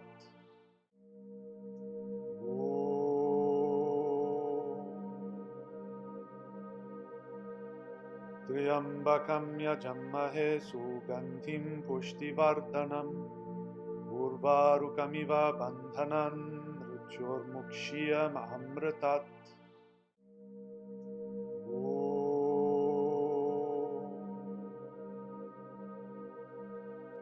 Triambakam yajammahe sugandhim pushtivardhanam urvarukamiva bandhanan mrutyormukshya mahamritat.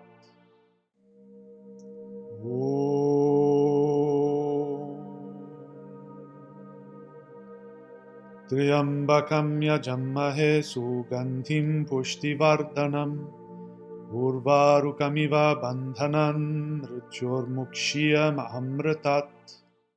Real esoteric spirituality without all of the fluff, without all of the nonsense.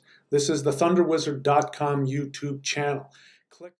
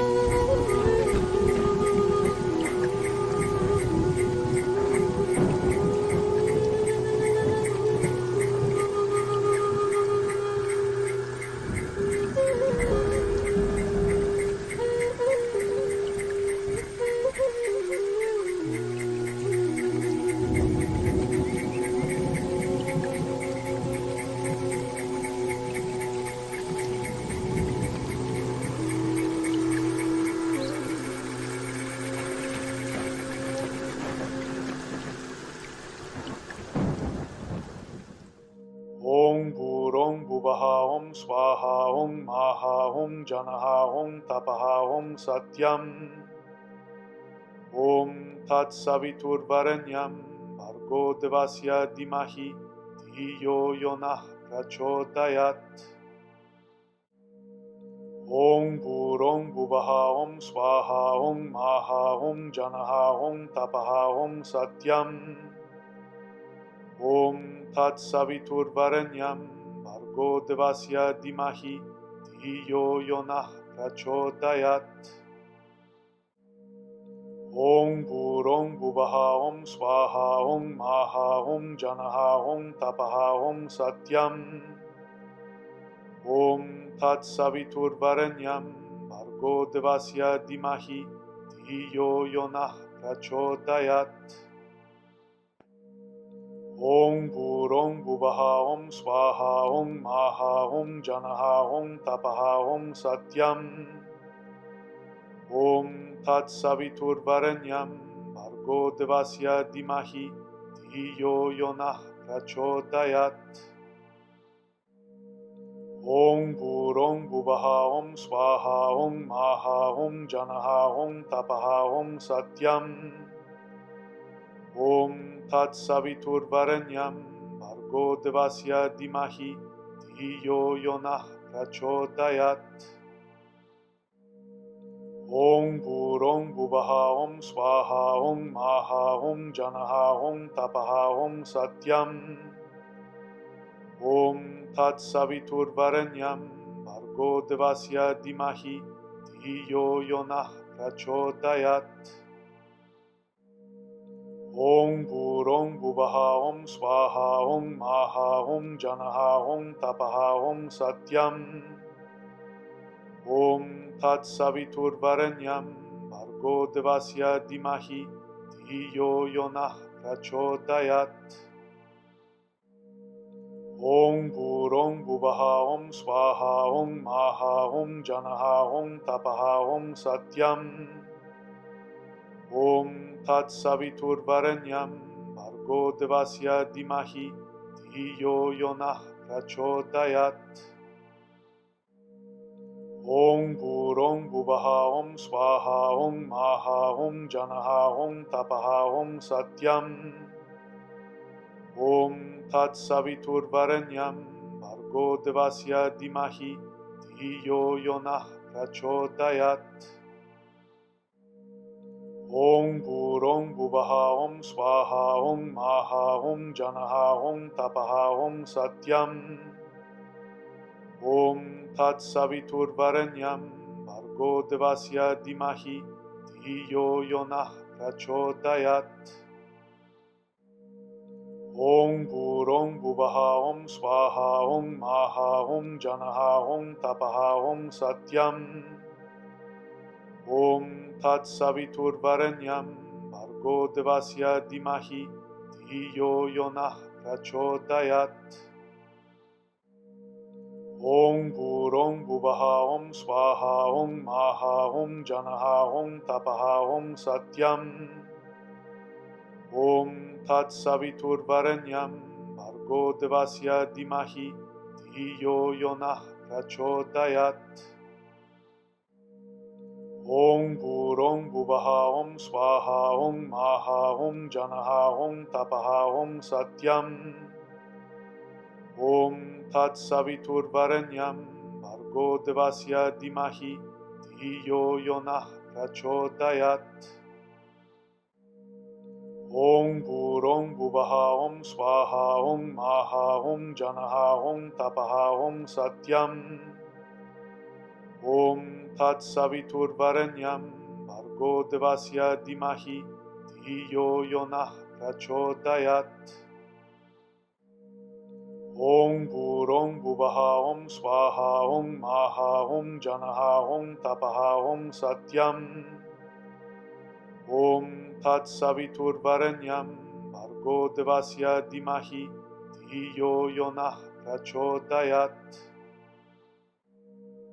Om Burong Buvaha Om Swaha Om Maha Om Janaha Om Tapaha Om Satyam Om Tat Savitur Varenyam Bhargo Devasya Dhimahi Dhiyo Yonah Prachodayat. Om Bhurong Bhuvaha Om Swaha Om Maha Om Janaha Om Tapaha Om Satyam. Om Tat Savitur Varenyam Bhargo Devasya Dhimahi Dhiyo Yonah Prachodayat. Om Bhurong Bhuvaha Om Swaha Om Maha Om Janaha Om Tapaha Om Satyam. Om Tat Savitur Varenyam Bhargo Devasya Dhimahi Dhiyo Yonah Prachodayat. Om Bhurong Bhuvaha Om Swaha Om Maha Om Janaha Om Tapaha Om Satyam. Om Tat Savitur Varenyam Bhargo Devasya Dhimahi Dhiyo Yonah Prachodayat. Om Bhurong Bhuvaha Om Swaha Om Maha Om Janaha Om Tapaha Om Satyam. Om Tat Savitur Varenyam Bhargo Devasya Dhimahi Dhiyo Yonah Prachodayat. Om Bhurong Bhuvaha Om Swaha Om Maha Om Janaha Om Tapaha Om Satyam. Om Tat Savitur Varenyam Bhargo Devasya Dhimahi Dhiyo Yonah Prachodayat. Om Bhurong Bhuvaha Om Swaha Om Maha Om Janaha Om Tapaha Om Satyam. Om Tat Savitur Varenyam Bhargo Devasya Dhimahi Dhiyo Yonah Prachodayat. Om Bhurong Bhuvaha Om Swaha Om Maha Om Janaha Om Tapaha Om Satyam. Om Tat Savitur Varenyam Bhargo Devasya Dhimahi Dhiyo Yonah Prachodayat. Om Bhurong Bhuvaha Om Swaha Om Maha Om Janaha Om Tapaha Om Satyam. Om Tat Savitur Varenyam Bhargo Devasya Dhimahi Dhiyo Yonah Prachodayat. Om Bhurong Bhuvaha Om Swaha Om Maha Om Janaha Om Tapaha Om Satyam. Om Tat Savitur Varenyam Bhargo Devasya Dhimahi Dhiyo Yonah Prachodayat. Om Bhurong Bhuvaha Om Swaha Om Maha Om Janaha Om Tapaha Om Satyam. Om Tat Savitur Varenyam Bhargo Devasya Dhimahi Dhiyo Yonah Prachodayat. Om Bhurong Bhuvaha Om Swaha Om Maha Om Janaha Om Tapaha Om Satyam.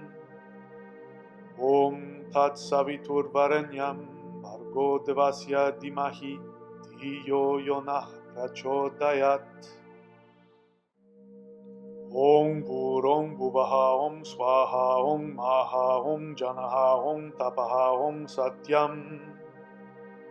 Om Tat Savitur Varenyam Bhargo Devasya Dhimahi Dhiyo Yonah Prachodayat.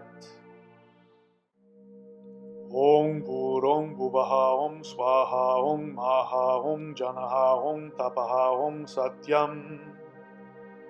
Om Tat Savitur Varenyam Bhargo Devasya Dhimahi Dhiyo Yonah Prachodayat. Om Bhurong Bhuvaha Om Swaha Om Maha Om Janaha Om Tapaha Om Satyam. Om Tat Savitur Varenyam Bhargo Devasya Dhimahi Dhiyo Yonah Prachodayat. Om Bhurong Bhuvaha Om Swaha Om Maha Om Janaha Om Tapaha Om Satyam. Om Tat Savitur Varenyam Bhargo Devasya Dhimahi Dhiyo Yonah Prachodayat. Om Burong Bubaha Om Swaha Om Maha Om Janaha Om Tapaha Om Satyam Om Tat Savitur Varenyam Bhargo Devasya Dimahi Dhiyo Yonah Prachodayat Om Burong Bubaha Om Swaha Om Maha Om Janaha Om Tapaha Om Satyam Om Tat Savitur Varenyam Bhargo Devasya Dimahi Dhiyo Yonah Prachodayat Om Burong Bubaha Om Swaha Om Maha Om Janaha Om Tapaha Om Satyam Om Tat Savitur Varenyam Bhargo Devasya Dimahi Dhiyo Yonah Prachodayat Om Burong Bubaha Om Swaha Om Maha Om Janaha Om Tapaha Om Satyam Om Tat Savitur Varenyam Bhargo Devasya Dimahi Dhiyo Yonah Prachodayat Om Burong Bubaha Om Swaha Om Maha Om Janaha Om Tapaha Om Satyam Om Tat Savitur Varenyam Bhargo Devasya Dimahi Dhiyo Yonah Prachodayat Om Burong Bubaha Om Swaha Om Maha Om Janaha Om Tapaha Om Satyam Om Tat Savitur Varenyam Bhargo Devasya Dimahi Dhiyo Yonah Prachodayat Om Burong Bubaha Om Swaha Om Maha Om Janaha Om Tapaha Om Satyam Om Tat Savitur Varenyam Bhargo Devasya Dimahi Dhiyo Yonah Prachodayat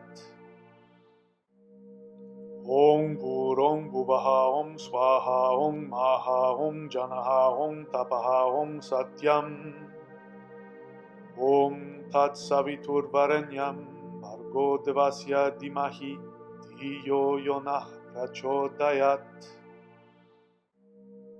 Om Burong Bubaha Om Swaha Om Maha Om Janaha Om Tapaha Om Satyam Om Tat Savitur Varenyam Bhargo Devasya Dimahi Dhiyo Yonah Prachodayat Om Burong Bubaha Om Swaha Om Maha Om Janaha Om Tapaha Om Satyam Om Tat Savitur Varenyam Bhargo Devasya Dimahi Dhiyo Yonah Prachodayat Om Burong Bubaha Om Swaha Om Maha Om Janaha Om Tapaha Om Satyam Om Tat Savitur Varenyam Bhargo Devasya Dimahi Dhiyo Yonah Prachodayat Om Burong Bubaha Om Swaha Om Maha Om Janaha Om Tapaha Om Satyam Om Tat Savitur Varenyam Bhargo Devasya Dimahi Dhiyo Yonah Prachodayat Om Burong Bubaha Om Swaha Om Maha Om Janaha Om Tapaha Om Satyam Om Tat Savitur Varenyam Bhargo Devasya Dimahi Dhiyo Yonah Prachodayat Om Burong Bubaha Om Swaha Om Maha Om Janaha Om Tapaha Om Satyam Om Tat Savitur Varenyam Bhargo Devasya Dimahi Dhiyo Yonah Prachodayat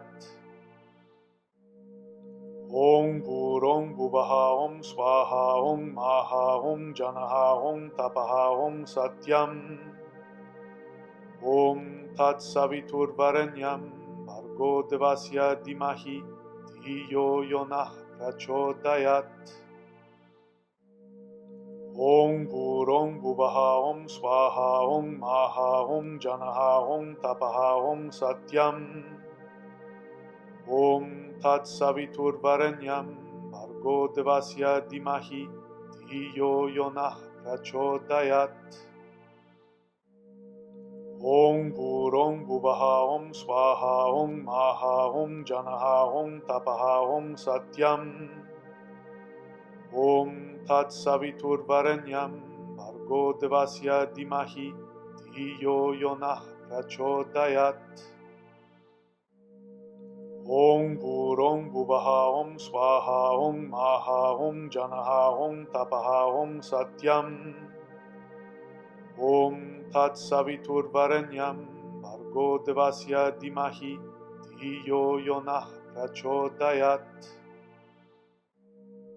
Om Bhurong Bhuvaha Om Swaha Om Maha Om Janaha Om Tapaha Om Satyam. Om Tat Saviturvarenyam Bhargo Devasya Dimahi Dhiyo Yonah Prachodayat. Om Bhurong Bhuvaha Om Swaha Om Maha Om Janaha Om Tapaha Om Satyam. Om Tat Saviturvarenyam Bhargo Devasya Dimahi Dhiyo Yonah Prachodayat. Om Bhurong Bhuvaha Om Swaha Om Maha Om Janaha Om Tapaha Om Satyam. Om Tat Saviturvarenyam Bhargo Devasya Dimahi Dhiyo Yonah Prachodayat. Om Bhurong Bhuvaha Om Swaha Om Maha Om Janaha Om Tapaha Om Satyam. Om Tat Saviturvarenyam Bhargo Devasya Dimahi Dhiyo Yonah Prachodayat. Om Bhurong Bhuvaha Om Swaha Om Maha Om Janaha Om Tapaha Om Satyam. Om Tat Saviturvarenyam Bhargo Devasya Dimahi Dhiyo Yonah Prachodayat. Om Bhurong Bhuvaha Om Swaha Om Maha Om Janaha Om Tapaha Om Satyam. Om Tat Saviturvarenyam Bhargo Devasya Dimahi Dhiyo Yonah Prachodayat. Om Bhurong Bhuvaha Om Swaha Om Maha Om Janaha Om Tapaha Om Satyam. Om Tat Saviturvarenyam Bhargo Devasya Dimahi Dhiyo Yonah Prachodayat. Om Bhurong Bhuvaha Om Swaha Om Maha Om Janaha Om Tapaha Om Satyam.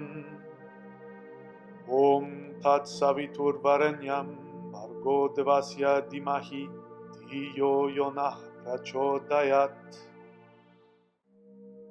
Om Bhurong Bhuvaha Om Swaha Om Maha Om Janaha Om Tapaha Om Satyam. Om Tat Saviturvarenyam Bhargo Devasya Dimahi Dhiyo Yonah Prachodayat. Om Bhurong Bhuvaha Om Swaha Om Maha Om Janaha Om Tapaha Om Satyam. Om Tat Saviturvarenyam Bhargo Devasya Dimahi Dhiyo Yonah Prachodayat. Om Bhurong Bhuvaha Om Swaha Om Maha Om Janaha Om Tapaha Om Satyam. Om Tat Saviturvarenyam Bhargo Devasya Dimahi Dhiyo Yonah Prachodayat. Om Bhurong Bhuvaha Om Swaha Om Maha Om Janaha Om Tapaha Om Satyam. Om Tat Saviturvarenyam Bhargo Devasya Dimahi Dhiyo Yonah Prachodayat. Om Bhurong Bhuvaha Om Swaha Om Maha Om Janaha Om Tapaha Om Satyam. Om Tat Saviturvarenyam Bhargo Devasya Dimahi Dhiyo Yonah Prachodayat. Om Burong Buvaha Om Swaha Om Maha Om Janaha Om Tapaha Om Satyam Om Tat Saviturvarenyam Bhargo Devasya Dimahi Dhiyo Yonah Prachodayat Om Burong Buvaha Om Swaha Om Maha Om Janaha Om Tapaha Om Satyam Om Tat Saviturvarenyam Bhargo Devasya Dimahi Dhiyo Yonah Prachodayat Om Burong Buvaha Om Swaha Om Maha Om Janaha Om Tapaha Om Satyam Om Tat Saviturvarenyam Bhargo Devasya Dimahi Dhiyo Yonah Prachodayat Om Burong Buvaha Om Swaha Om Maha Om Janaha Om Tapaha Om Satyam Om Tat Saviturvarenyam Bhargo Devasya Dimahi Dhiyo Yonah Prachodayat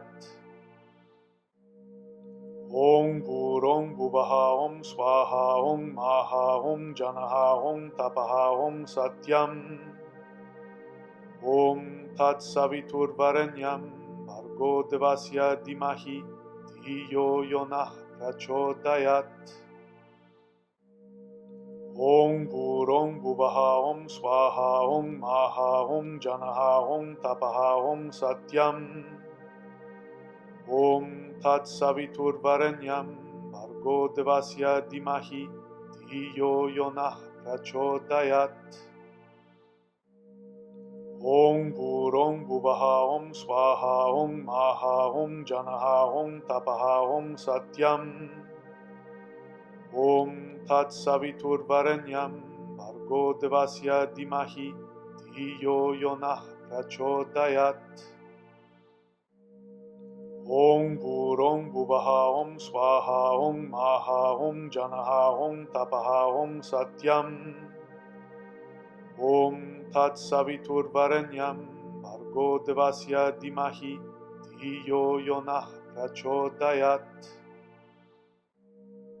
Om Burong Buvaha Om Swaha Om Maha Om Janaha Om Tapaha Om Satyam Om Tat Saviturvarenyam Bhargo Devasya Dimahi Dhiyo Yonah Prachodayat Om Burong Buvaha Om Swaha Om Maha Om Janaha Om Tapaha Om Satyam Om Tat Saviturvarenyam Bhargo Devasya Dimahi Dhiyo Yonah Prachodayat Om Burong Buvaha Om Swaha Om Maha Om Janaha Om Tapaha Om Satyam Om Tat Saviturvarenyam Bhargo Devasya Dimahi Dhiyo Yonah Prachodayat Om Burong Buvaha Om Swaha Om Maha Om Janaha Om Tapaha Om Satyam Om Tat Saviturvarenyam Bhargo Devasya Dimahi Dhiyo Yonah Prachodayat Om Burong Buvaha Om Swaha Om Maha Om Janaha Om Tapaha Om Satyam Om Tat Saviturvarenyam Bhargo Devasya Dimahi Dhiyo Yonah Prachodayat Om Burong Buvaha Om Swaha Om Maha Om Janaha Om Tapaha Om Satyam Om Tat Saviturvarenyam Bhargo Devasya Dimahi Dhiyo Yonah Prachodayat Om Burong Buvaha Om Swaha Om Maha Om Janaha Om Tapaha Om Satyam Om Tat Saviturvarenyam Bhargo Devasya Dimahi Dhiyo Yonah Prachodayat Om Burong Buvaha Om Swaha Om Maha Om Janaha Om Tapaha Om Satyam Om Tat Saviturvarenyam Bhargo Devasya Dimahi Dhiyo Yonah Prachodayat. Om Bhurong Bhuvaha Om Swaha Om Maha Om Janaha Om Tapaha Om Satyam. Om Tat Saviturvarenyam Bhargo Devasya Dimahi Dhiyo Yonah Prachodayat. Om Bhurong Bhuvaha Om Swaha Om Maha Om Janaha Om Tapaha Om Satyam. Om Tat Saviturvarenyam Bhargo Devasya Dimahi Dhiyo Yonah Prachodayat. Om Bhurong Bhuvaha Om Swaha Om Maha Om Janaha Om Tapaha Om Satyam. Om Tat Saviturvarenyam Bhargo Devasya Dimahi Dhiyo Yonah Prachodayat. Om Bhurong Bhuvaha Om Swaha Om Maha Om Janaha Om Tapaha Om Satyam. Om Tat Saviturvarenyam Bhargo Devasya Dimahi Dhiyo Yonah Prachodayat. Om Bhurong Bhuvaha Om Swaha Om Maha Om Janaha Om Tapaha Om Satyam. Om Tat Saviturvarenyam Bhargo Devasya Dimahi Dhiyo Yonah Prachodayat. Om Bhurong Bhuvaha Om Swaha Om Maha Om Janaha Om Tapaha Om Satyam. Om Tat Saviturvarenyam Bhargo Devasya Dimahi Dhiyo Yonah Prachodayat. Om Bhurong Bhuvaha Om Swaha Om Maha Om Janaha Om Tapaha Om Satyam. Om Tat Saviturvarenyam Bhargo Devasya Dimahi Dhiyo Yonah Prachodayat. Om Bhurong Bhuvaha Om Swaha Om Maha Om Janaha Om Tapaha Om Satyam. Om Tat Saviturvarenyam Bhargo Devasya Dimahi Dhiyo Yonah Prachodayat. Om Bhurong Bhuvaha Om Swaha Om Maha Om Janaha Om Tapaha Om Satyam.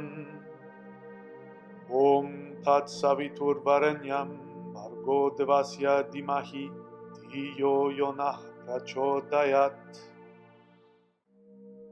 Om Bhurong Bhuvaha Om Swaha Om Maha Om Janaha Om Tapaha Om Satyam. Om Tat Saviturvarenyam Bhargo Devasya Dimahi Dhiyo Yonah Prachodayat. Om Bhurong Bhuvaha Om Swaha Om Maha Om Janaha Om Tapaha Om Satyam. Om Tat Saviturvarenyam Bhargo Devasya Dimahi Dhiyo Yonah Prachodayat.